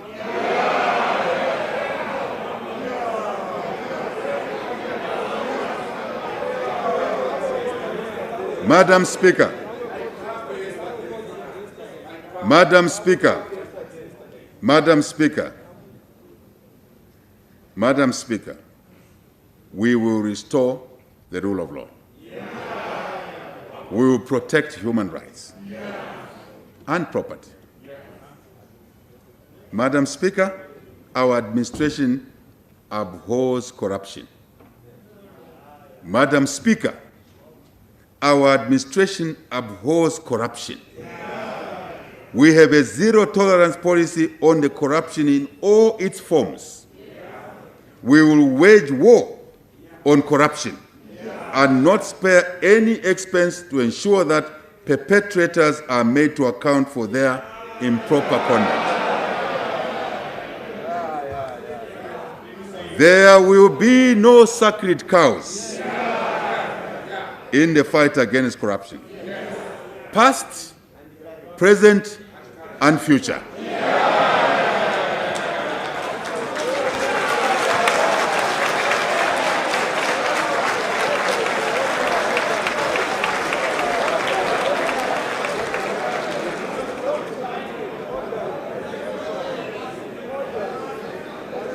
Madam Speaker, Madam Speaker, Madam Speaker, we will increase the benefits of being honest. Madam Speaker, Madam Speaker, we will increase the benefits of being honest rather than being dishonest. I shall repeat. We will increase the benefits of being honest rather than being dishonest as observed in the past.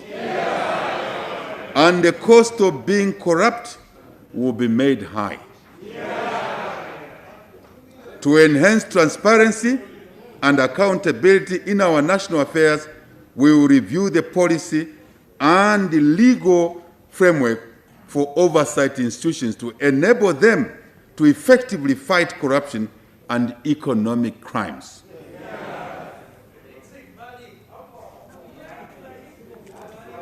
I hope there will be no misunderstanding after today's speech. We will increase funding and enhance operational independence of our oversight institutions. For clarity, we will not use our political hand in the fight against corruption, but a professional fight anchored on the legal mandate given to oversight institutions. So no complaints going forward. No complaints. Yes. Madam Speaker, we will increase funding and enhance operational independence of oversight institutions. Further, we will introduce specialized fast-track stolen assets recovery mechanisms.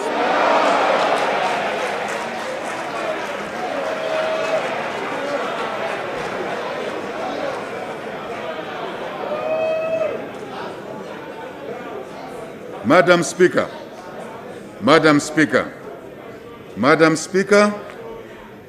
further, we will introduce specialized fast-track stolen assets recovery mechanisms and courts for corruption and economic crimes. We will also enact legislation where it's weak on ethics and integrity for improved transparency and accountability. Madam Speaker, part of our progressive transformation agenda will be to include decentralization and devolution of various central government functions to the provinces, Madam Speaker, to the districts, to the constituencies. That will be supported with resource allocation to these areas. This will include public procurement, resource allocation, and management that will be better managed at the local level with appreciation for local opportunities, priorities, and challenges. Madam Speaker, a conducive policy and legal environment is critical to achieving speedy recovery and stability of our economy, as well as ensure debt sustainability. It is not at the moment.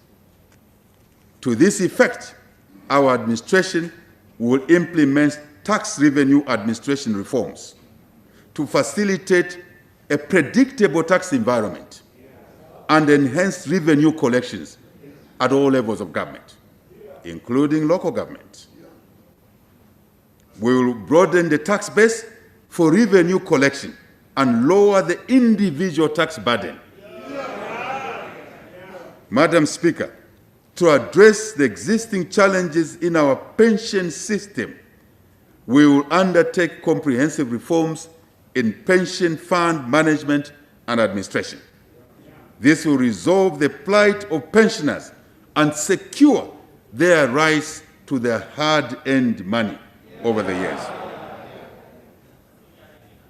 To enhance provision of financial services to our people and attract investment in the economy, we will introduce legislation to widen the scope and lower the cost of financial services. English.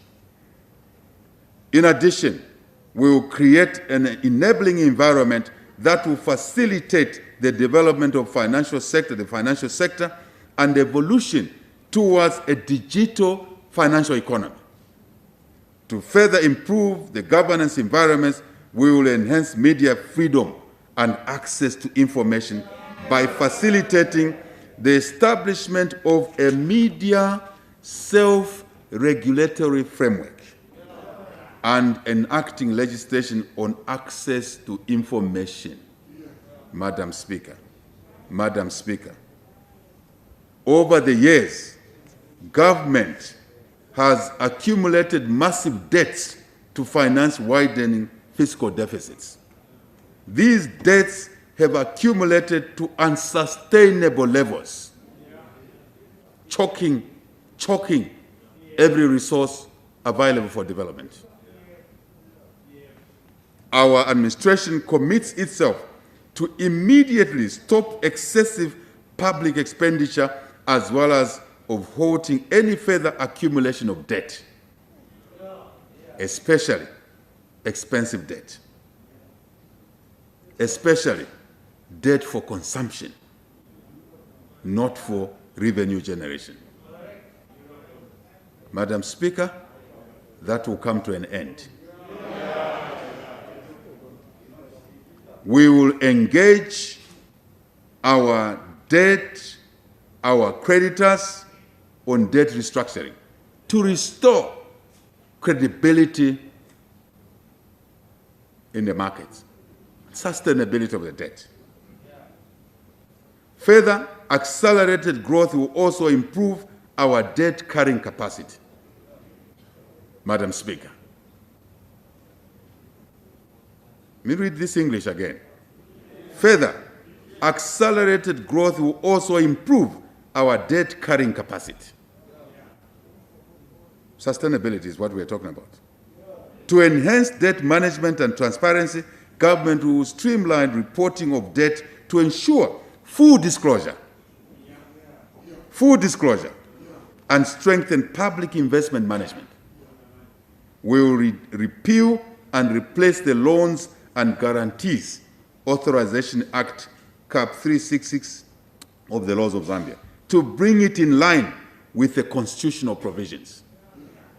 Currently, it's misaligned. Madam Speaker, to improve productivity and service delivery, our administration will ensure that we have a dedicated, professional public service.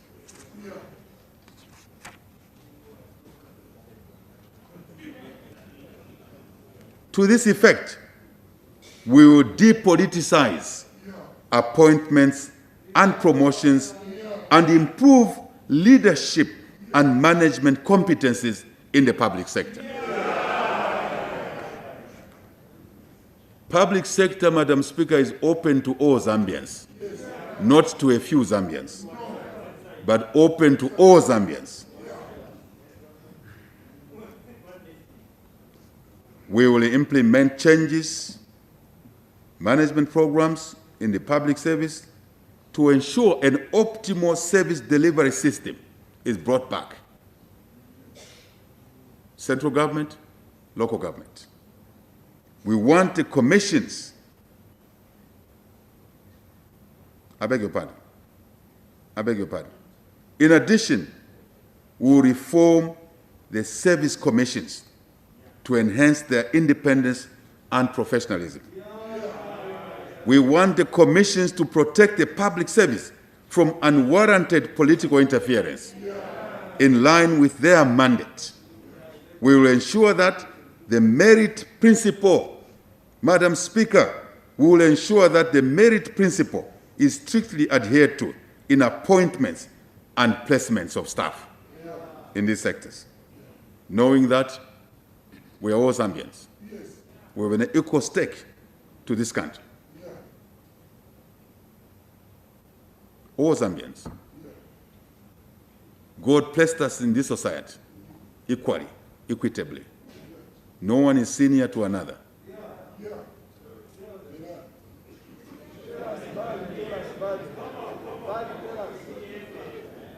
Madam Speaker, we must get back to a time when our public service institutions were strong. We must regain public confidence, which we have lost over the years. We are also committed to actualizing our national aspirations for a decentralized government system as enshrined in our Constitution.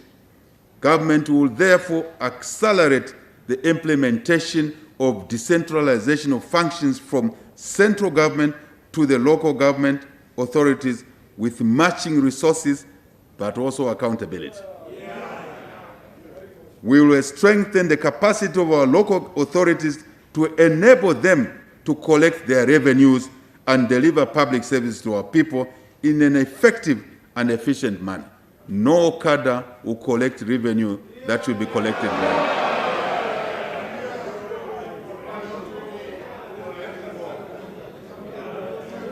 Madam Speaker, no cadre from any political party will be allowed, as it was in the past, to collect revenue that must be collected by the local authorities or central government. Madam Speaker, our administration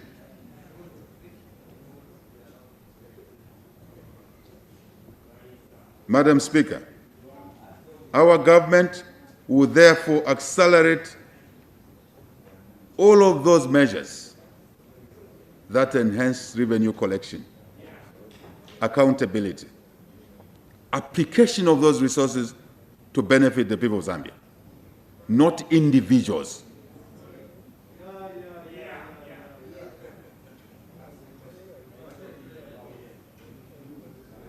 We will strengthen the capacity of our local authorities to enable them collect their revenues and deliver, I'm repeating, deliver services to our people in an effective and efficient manner. Clean toilets in the markets, water, garbage collection, paying salaries, awarding trading licenses on time. That's where jobs will come from. Madam Speaker, our administration will enhance access to justice, ensure strict adherence to the rule of law, as I said already, and upholding human rights. Very important for development. A free mind is an effective mind. We will safeguard the rights of our people and protect their property. I'm repeating. To this effect, we will strengthen and modernize our institutions of governance to guarantee security, fundamental human rights, civil liberties, and quick dispensation of justice. Madam Speaker, the separation of powers among the three arms of government is essential to the upholding of the Constitution and the rule of law. In this regard, our administration will strengthen and preserve the integrity of the principle of separation of powers among the executive, the legislature, and the judiciary as provided for in our Constitution. With respect to the constitutional reforms, your government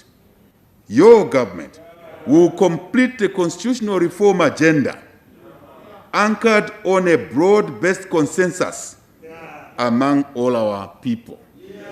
Not a section of our people, but among all our people. Further, we will revive the process of expanding the Bill of Rights to integrate economic, social, and cultural rights. Madam Speaker, our democracy has become a shining example on the continent and the world at large, as evidenced by the just-ended general elections, under difficult conditions, and a peaceful transition. Madam Speaker, I shall stay to my text. I don't believe in petitions. I don't believe in wasting money on by-elections.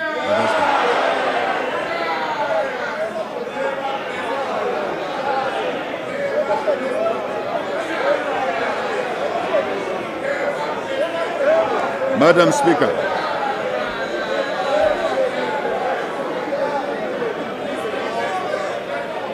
Madam Speaker.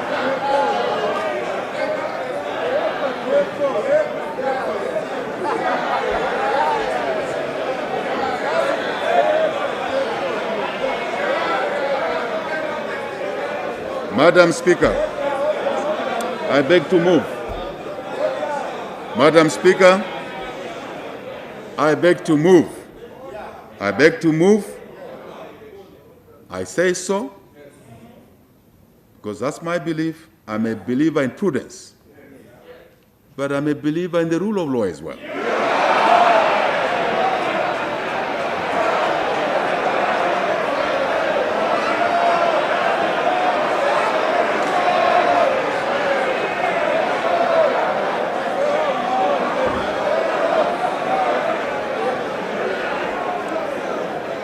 Madam Speaker,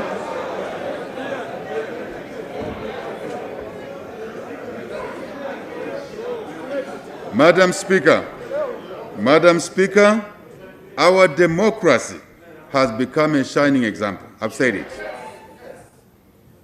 Our administration will therefore continue to promote and entrench the tenets of democracy. At all times, the tenets of democracy. To further strengthen our democracy, we will implement electoral reforms to strengthen the independence of the Electoral Commission of Zambia.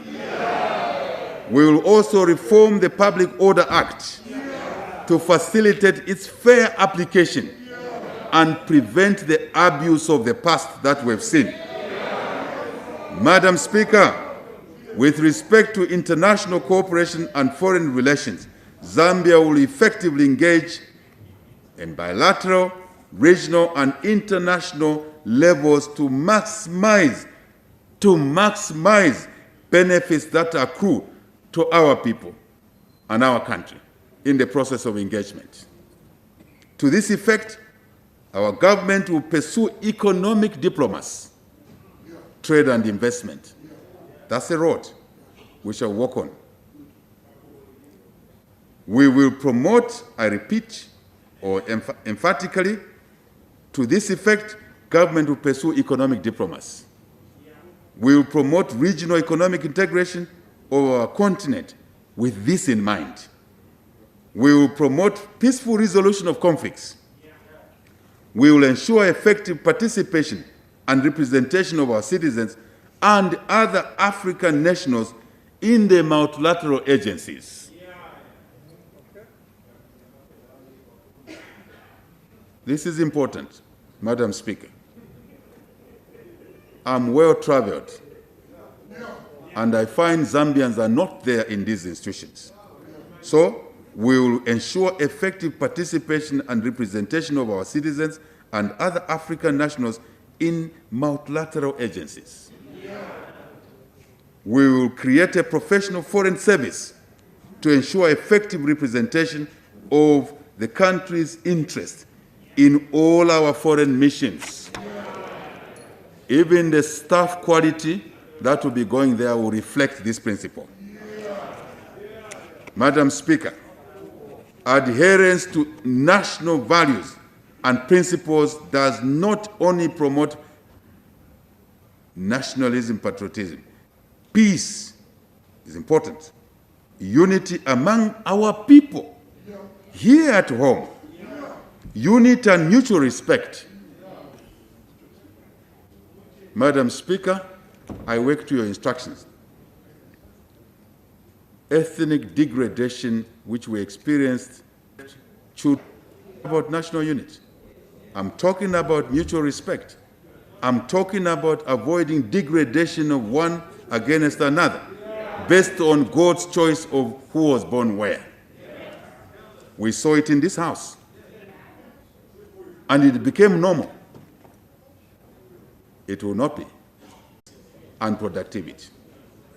In addition, adherence to our national values and principles will create a conducive environment to attract investments that lead to higher growth and employment opportunities for all our citizens.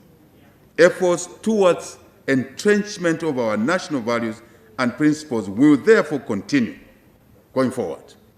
We want every Zambian to be an embodiment of our national values and principles. Every Zambian. We will make the national motto of One Zambia, One Nation, once more a reality. Not symbolism, but a reality. Madam Speaker, we recognize the important role that our traditional leaders, the church, and civil society play in the governance and development of our nation. To this effect, we will undertake policy and legislative reforms to enhance their contribution to national development. Madam Speaker, to begin to actualize the policy measures I have outlined above under the thematic areas of economic transformation and job creation, human and social development, environmental sustainability, and good governance environment. The Minister of Finance will soon be presenting the 2022 national budget to this August House. I therefore urge the honorable members of this August House to support in advance the budget as it comes on the floor. Madam Speaker, on 12 August, indeed, in advance, frame of mind, philosophical mindset, positive support, not negative support. On 12 August 2021, our people sounded the trumpet of change. On 12 August 2021, Madam Speaker, our people sounded the trumpet of change. A trumpet summoning all of us to national duty. A duty to restore our economy and safeguard the livelihoods of our people, all our people. A duty to attain a truly united, equitable, and prosperous country. A duty to stand for and uphold the rule of law. We must all act in harmony to move our country forward and achieve the much-needed economic transformation. Indeed, our best years as a nation are truly within our reach. Indeed, our best years as a nation are truly within our reach. The will, courage, energy, faith we garner for our transformation will secure us the success we desire to achieve. Hard work, discipline, and perseverance must be our bedrock. Indeed, the classical Greek writer,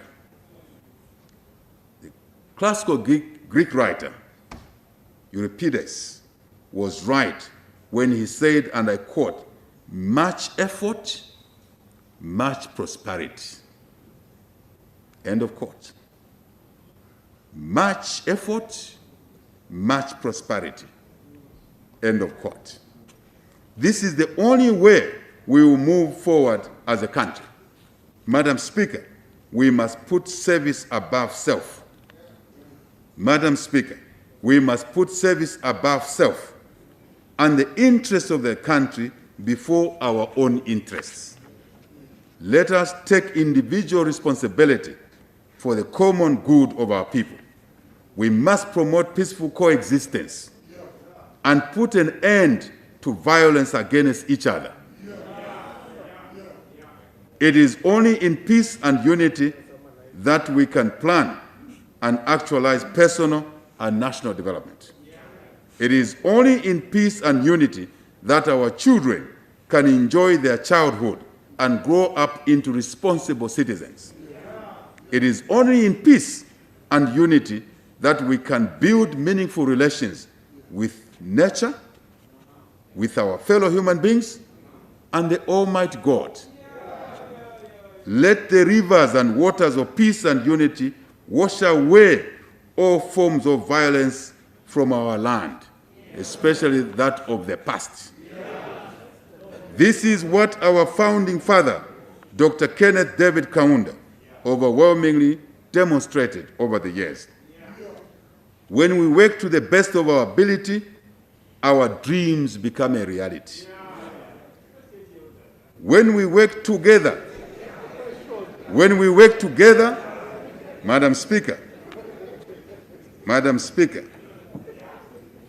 when we work to the best of our ability, our dreams become a reality.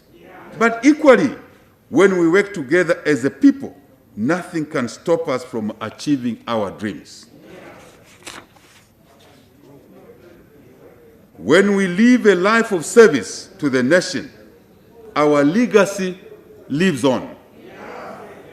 When we live a life of service to the nation, our legacy lives on. If we don't, our legacy dies very quickly. Let us emulate Dr. Kaunda and work hard to make Zambia a better place for all. This is possible, and together we will make Zambia a better place for all. Let us create a united, prosperous, and equitable Zambia. The future of our country lies in our hands, all of us.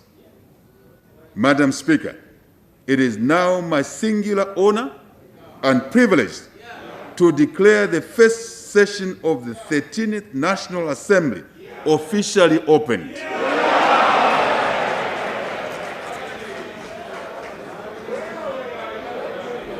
I beg to move, Madam Speaker.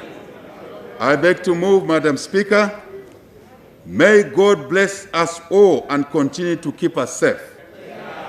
May God bless the works of our hands. May God bless our Christian nation, Zambia. Madam Speaker, I thank you.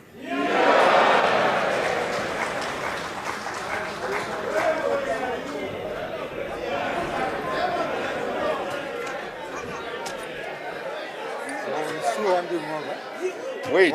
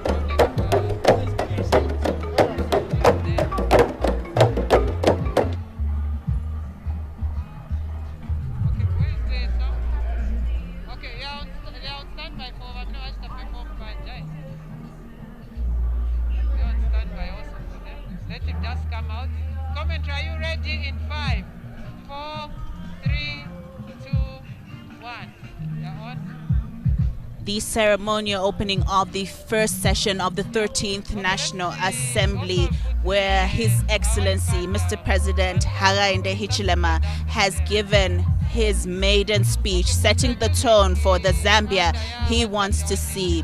He has already said that the Zambia people vision is quite close and within reach, and this is why he walks out of the auditorium with pride, because he has delivered a speech that has already been described as inspiring by many on social media as reactions continue to come through.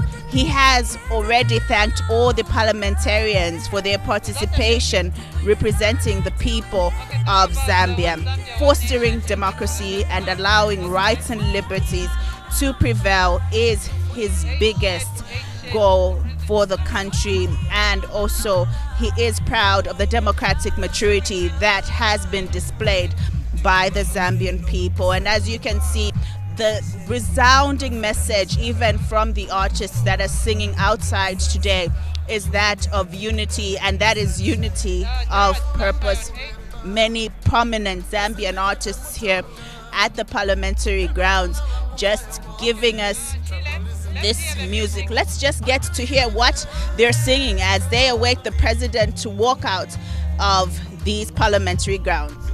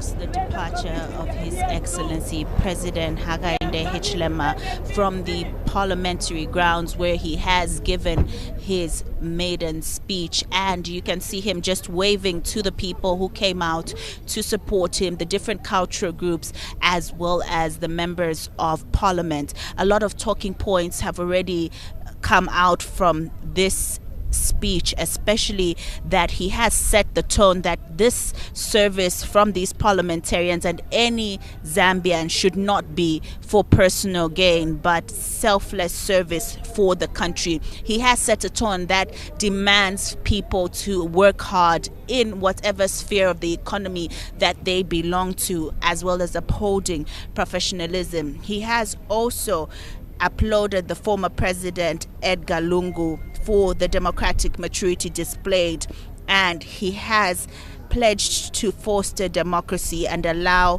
rights and liberties of the people to prevail. And as he departs from here at the parliamentary grounds, he has urged everyone to unite and focus on energies to develop the country and to take Zambia forward. He is cognizant of the fact that there is a huge task ahead to rebuild the economy, which is top on the agenda for the president and his team, but he has pledged that bold and decisive action will be taken in order to see economic recovery realized. And as he departs from the parliamentary grounds, and he is accompanied also by the men and women in uniform, it is important to reflect on what he has said today, because this is one of many occasions that the president will be speaking from here to the parliamentarians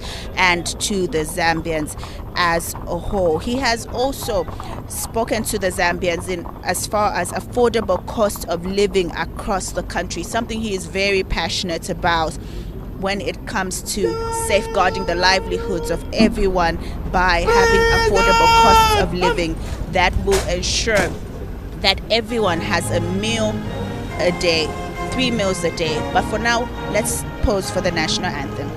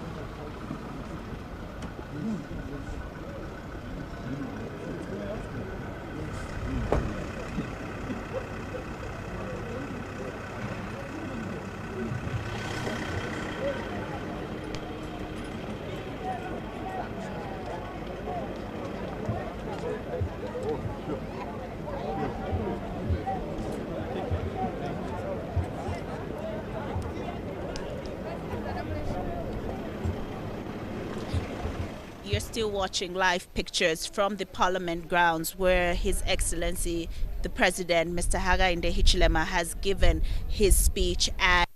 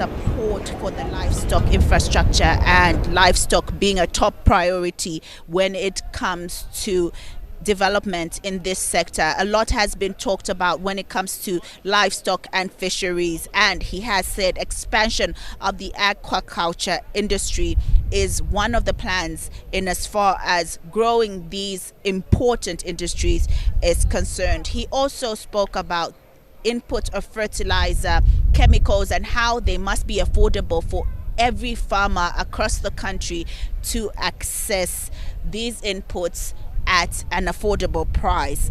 And the president has pledged to also review agriculture policies in order to ensure production and productivity. He was categorical in saying that this two are different, production and productivity, and that these must both be achieved in the agriculture sector.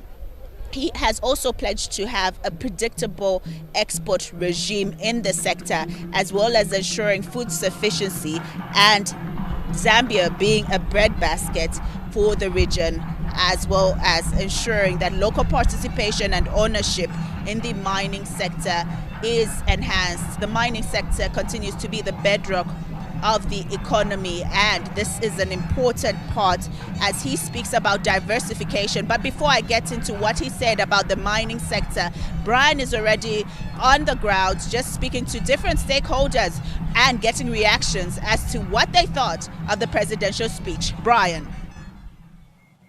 Thank you very much, Chileshi. I'm joined by the UPND National Chairperson, Honorable Stephen Katuka, just to get his thoughts with regards to what has transpired here at the Parliament building. Honorable, thank you very much for giving us time to talk to you.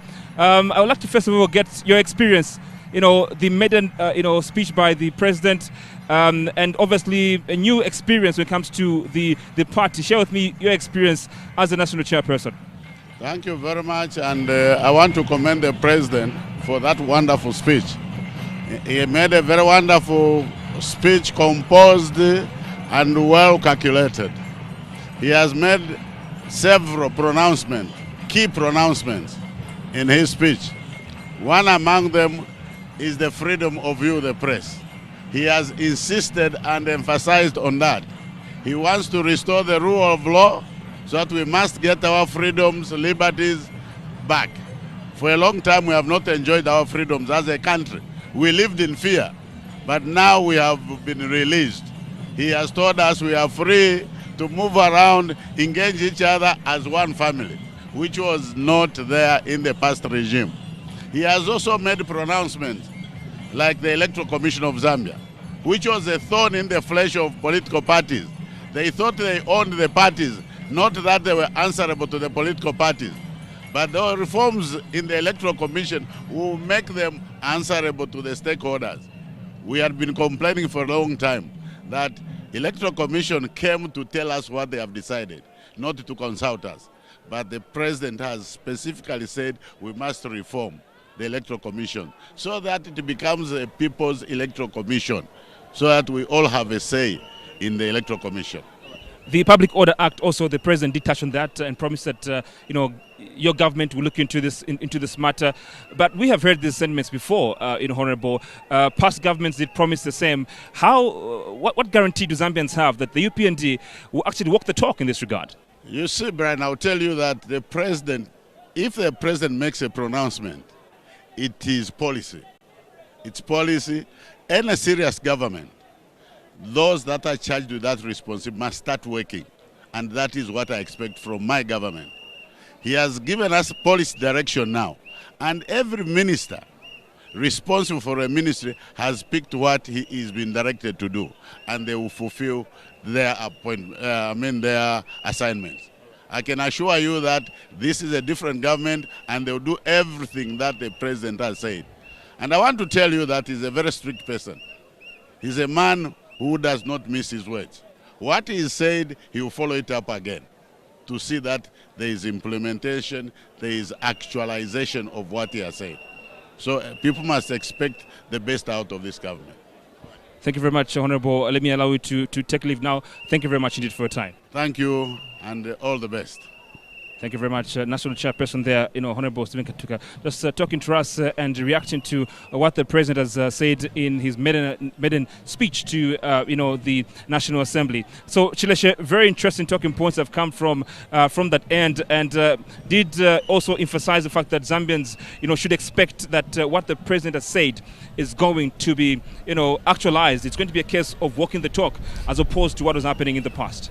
Yes, Brian, thank you very much. As Honorable Katuka has said, what the President has emphasized today is a task for each minister who has the responsibility of these ministries to actualize. When he is described as a person who follows up these issues, a person who is hardworking, dedicated to ensuring that everything is followed when it comes to what they have been tasked to do.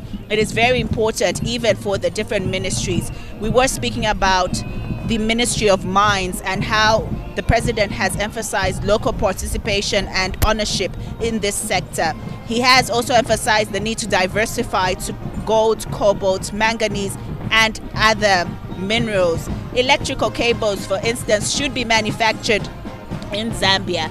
Value addition, very important. Many of the mining stakeholders right now are interested in the mining tax policy framework to be reviewed, as has been shared by the President. And he has also emphasized the fair share of mineral wealth in order to contribute and restore economic growth. This means that every Zambian in every corner must have a share of the mineral wealth in as far as how it will contribute to national development. We'll also speak about the tourism sector, which he has spoken about even during the swearing-in ceremony. And today he emphasizes the promotion of domestic tourism and underlines the importance that the tourism sector has with vast potential to contribute to the economy. Now, I do know that the private sector has also been spotted out as being the center of production and enhancing contribution to the economy, and they have been promised that there will be harmonizing of trade policies. I know that, Brian, you are standing by with the Zambia Chamber of Commerce and Industry President, Mr. Kawesha, to weigh in on the speech. Well, I'm now joined by the Zambia Chamber of Commerce and Industry. The President joins me now, Mr. Chavuka Kawesha. I'd like to get your impression, first of all, with regards to what you've heard. As a Chamber, are you impressed with what you've gotten so far from the President's speech? Thank you so much. What we've received is a clear roadmap on what the President would like to undertake with his cabinet and government, embracing the private sector on board, as well as the people of Zambia in general.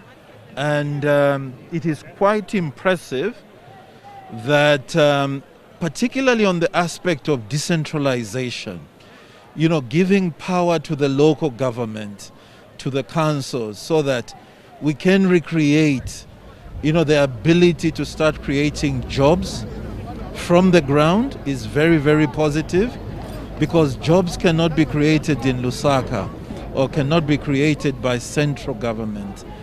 Devolution and having the entire country participate in job creation makes life much easier, even for the private sector. For the business person, regardless of size, small, medium, or large, once you are able to deal with the local authority on the ground, it is much easier. We are also happy to see that he spoke on aspects relating to creating stability, predictability within the mining sector, the engagement of the financial sector in looking at the cost of finance, the engagement of the tourism sector in it being a bedrock for job creation, for new innovations is quite exciting as well. So generally and over and above, as we go into fully analyzing and establishing the real impact, if implemented and if effected, the pronouncements that the President has made are carried through, I think we'll put this country in a totally different space, not only locally for the local business persons, but within the region and on the continent of Africa. I think we've got a good start. We can see the rebooting of real industrialization. It's just not about words to say industrialization, but we are talking to real industrialization. To see each sector, each subsector feel the need to contribute. For those who are working in the electricity subsector, the petroleum subsector, the agriculture subsector, whether it's processing, fisheries, you begin to feel that you have that space to effectively work and participate in building Zambia's economy. I want to thank you very much for your time and to be engaging you in our subsequent programs as we, analyze the speech, by the President. Thank you very much indeed. Most certainly, we are very much available and to be part of the bigger program of rebuilding Zambia's economy. Thank you very much. So the business community there, just sharing with us, their thoughts. That's the president of the Zambia Chamber of Commerce and Industry. And of course, the president did, belabor the fact that, his government will be dedicated to ensuring that, it creates a favorable environment for businesses to thrive, for the private sector to thrive. So surely that should cheer, the likes of the Zambia Chamber of Commerce and Industry. Now, I'm joined by the Minister in charge of technology in Zambia, and Honorable Felix Mutati. Great to have you on the program. I must say, by the way, I love what you call in my age your swag. No, let me say thanks for having me. I think today we have witnessed a new dawn, a fresh start. Zambia is back in business. It is a speech that was centered on how we can achieve transformation of the economy, how we can achieve transformation by ensuring that we're anchored on unity, we are anchored on prosperity, and more important for me is the emphasis that this transformation will happen in major part through the engagement of science and technology. So science and technology will be at the center of transforming the economy, of creating value, of creating jobs. All right. And I was about to ask that question because, young people are always on their gadgets trying to explore many, facets of, ICTs. As a ministry, how do you hope to ensure that these young people are given opportunities to thrive, those who are talented in ICTs, for them to, see their dreams come to the fore and for them to be relevant to Zambia's, the demands of Zambia's economy? The young people are creative. They are innovative. The young people are the future. And I think what has happened in the past is that we haven't given them the space to translate their innovation, their creativity into economic value. And therefore the role for my ministry is that that brain must be nurtured, but must be nurtured to the extent that it translates into economic value, into jobs. And that will be the motto. I want to thank you, but before I let you go, I'd like you to answer to one of the most pressing issues in the media. Following your appointment, some were saying, look, the MMD is back in power. What's your reaction to that, Honorable? I think it's not about MMD being back in power. It's not about any political party. It is about making a contribution to the fortunes of this country. It's about unifying Zambian from different walks of life, demonstrating that Zambia can indeed work together again for a common good of the people of Zambia. So we're here for the common good and not for political reasons. Thank you very much indeed, Honorable, and wish you the best of luck. Thank you. Honorable Felix Mtati, they're just giving us his thoughts with regards to, the speech that President Hakainde has just given, to Parliament a few minutes ago, but also reacting to some of those reactions that did greet his appointment as a minister in the UPND government. Let me now take you back to Chileshe. Obviously, as I gear myself to have more interactions, get more reactions from various, stakeholders. Well, guess who joins me now? We've got, obviously, an individual who's not new when it comes to Zambia's political space, but new in Parliament. Great to have you on the program. Your reaction, first of all, before I get your reaction, your first day in Parliament, as a member of Parliament, share with me your experience. Well, first of all, I want to thank the good people of Kamfinsa constituency for the opportunity to allow me to represent them. Today we had the speech delivered by His Excellency the President. My thoughts obviously went straight to the team that has to implement all these pronouncements. When the President speaks, you are aware that this is not the first time we are hearing a speech coming from a president. There have been so many speeches that have been said, but I think at the end of the day you need a motivated civil service, and he touched on changes that have to be made to the commissions in order for some of these pronouncements to be implemented. My hope is that some of these things could be implemented at a faster pace. There are things that we did as a former ruling party, and we are hoping that the new team can build on those things. I think we did well in terms of infrastructure, and obviously with that infrastructure it allows the new government to build on those particular things. So today for me, I was taking notes. I was trying to pay as much attention. I'm coming from local government.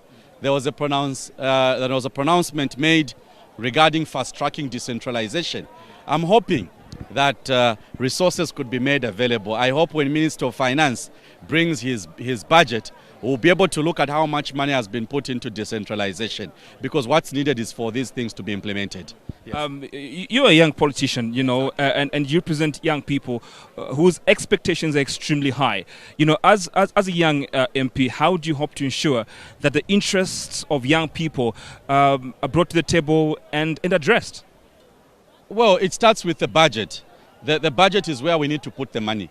When the Minister of Finance brings his budget, we need to see how much money has been put into youth empowerment, how much has been put into promoting young entrepreneurs, how much money has been put into learning opportunities, scholarships. Those are things that I want to focus on, especially when we start digesting the budget. The budget should speak to the needs of the people. What we heard today from the Republican president is basically a speech outlining policies that should be implemented.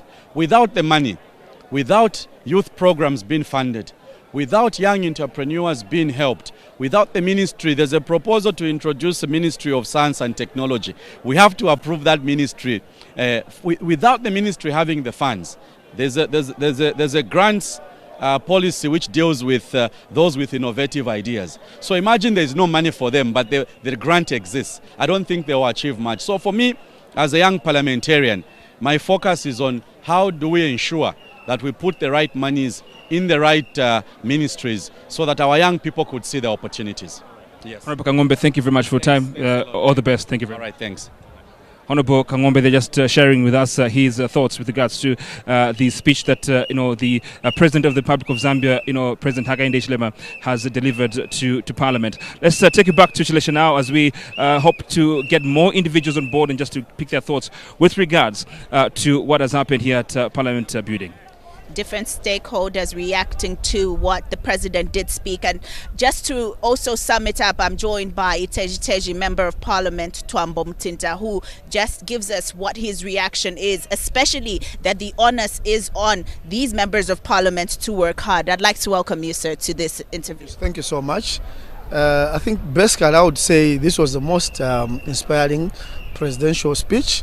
I think for a young member of Parliament like me, I think it gives me the energy to start this 13th session of the National Assembly with vigor and with energy. I think the most at least interesting conversation I would touch the assurances given to the young people, and I think I was counting throughout his speech. I think he did mention the word youth, I think over 15 times. I think this just demonstrates how much our president appreciates that the young people were the history makers of this conversation. Henceforth, I think he did mention that the European government owes the young people, and he has given the young people some assurance that their potential is going to be explored, and the young people will be the drivers of this economy. And I think the most interesting thing, he did mention that the investment in the young people will go to certain sectors that have never been pronounced, like agriculture, issues around technology and innovation, and also issues around entrepreneurship and apprenticeship of skills. I think that stands out as very interesting, and I think without just dwelling on the non-formal sector, which we want to, he wants the young people to be involved. I think he's also mentioned issues around the bursaries, which young people are most crying about, that these bursaries will be based on equity and equality, and they will go to the young people who deserve. And I think once these bottlenecks are managed, I think we expect a lot of young people to be able to have access to education. And I think the other thing I would want to comment is this mention that we need to provide quality and equitable education exposure to the young people, and it has to be made. And everyone who voted for you, just what inspiration do you draw for him that you will take back when you go back to the people that put you in the place you're in? Well, thank you so much. I think the president did mention, this was a time for change. And the change, he did mention that it also goes on with a change of mindset. I think President Hakainde Hichilema has always been an inspiration in terms of his thinking, and the same way that people thought he was a hard person. And I think for me, that is what inspires me. And for example, you did saw how he emphasized that this government is going to be zero tolerance to corruption. And I think for me, those are some of the attributes that makes me love my president, because he's somebody who is serious on every kind of business. He's somebody who believes in hard work, and I think he did mention, and he's somebody who believes that things should be done in a prudent way. And I think for me, that's a kind of a language we need to embrace in public service management. That's a kind of language you need to embrace amongst young people, to believe that things should just be done in a correct way, and there should be no negotiation about it. The Zambian people have their pens to paper and they're ticking. Delivery will be assured, I'm sure, from your team. Thank you so much for coming and being a part of this interview. And this is what is taking place here at the Parliament buildings. Right now, I'm joined by the British High Commissioner, Nicholas Woolley, as he just discusses his insight to the speech today and what it means. I'd like to welcome you to this interview. Thank you very much. Let's talk about the speech that has been delivered by the president. Just what caught your ears in as far as what he had talked about today? Economic recovery being one of the first and topmost issues. Thank you. Well, first of all, can I just say what a privilege and an honour it is to be here at the National Assembly on this occasion. This is the very heart of democracy here in Zambia, and as the President himself said at the start of his speech, the whole world holds Zambia in high esteem for the maturity of its democracy. And I think regardless of which party you support or who you voted for in the election, I think all Zambians can be rightly proud of that democracy. Let's talk about issues of climate change. I know close to your heart, we've heard you speak about issues of climate change. We see a ministry that is dedicated to a green economy. How important is this, even in the development agenda of the country? Oh, I mean, it's hugely important. And I think, as the President quite rightly, in my view, pointed out, we need to come together collectively. That's all Zambians, but it's the whole world working together to address what is a climate emergency that we're facing. Zambia, like many countries, is one of those who's going to be most affected and is already being affected by the effects of climate change. And it's absolutely crucial that we all come together across the world to address the effects and also to tackle the issues that are driving climate change. In that regard, I welcome very much the President's focus on this matter. The UK, as you've said, is one of the leading voices internationally, and will be in a few weeks' time hosting world leaders from across the planet to come together in Glasgow in the UK to reach a further binding commitment on what we can do to tackle climate change. And we very much hope that His Excellency the President will be among those leaders in Glasgow for that occasion.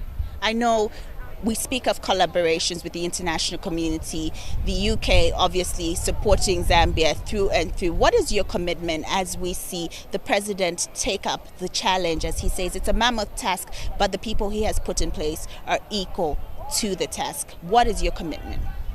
Well, as well as climate change, the President spoke about many areas where we have very similar and shared priorities and shared goals.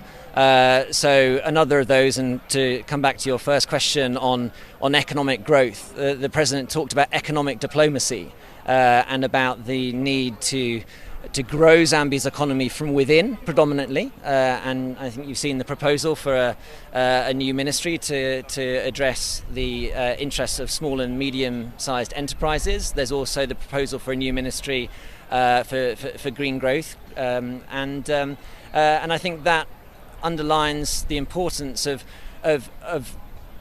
economic growth driving improvement in livelihoods, investment, in jobs, but also to do that in a sustainable way. And I think that's again where it links in with the importance of the environment, and the two really in this day and age can't be separated. So the UK very much looks forward to supporting that, both through our work here with the government in country, but also regionally. And I know that the President has spoken on a number of occasions, including his inauguration speech, and again reiterated here this morning, about the importance of regional trade. And the UK earlier this week became the first non-African country to sign a formal memorandum of understanding with the Africa Continental Free Trade Area, Free Trade Agreement, to support the trade facilitation, to support investments and support implementation. There's lots of areas, those are just a couple where we're looking forward. I know we can go on and on, but I'd like to thank you for coming through, and we hope to see you more on our broadcast. Thank you very much for having me. Thank you. That is the High Commissioner to Zambia from the United Kingdom, Nicholas Woolley, who was just giving us an insight to how important what the President spoke about is, especially when it comes to economic diplomacy that is already put in place. So this is where we end this live broadcast from the parliamentary grounds, but the conversation continues, and we will continue to dissect the different sectors, the small and medium enterprises, the beauty and splendor that was here at the parliamentary grounds, but most importantly, the speech that was delivered by the President and how he has emphasized commitment to service to the people. My name is Chileshe Malungila.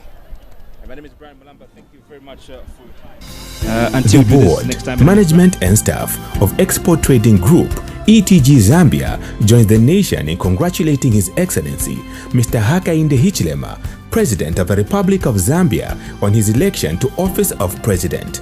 We wish you and Her Honor the Vice President, Mrs. Mtalena Lumango, success and God's blessings as you lead this great nation to the next level. ETG Zambia, creating a sustainable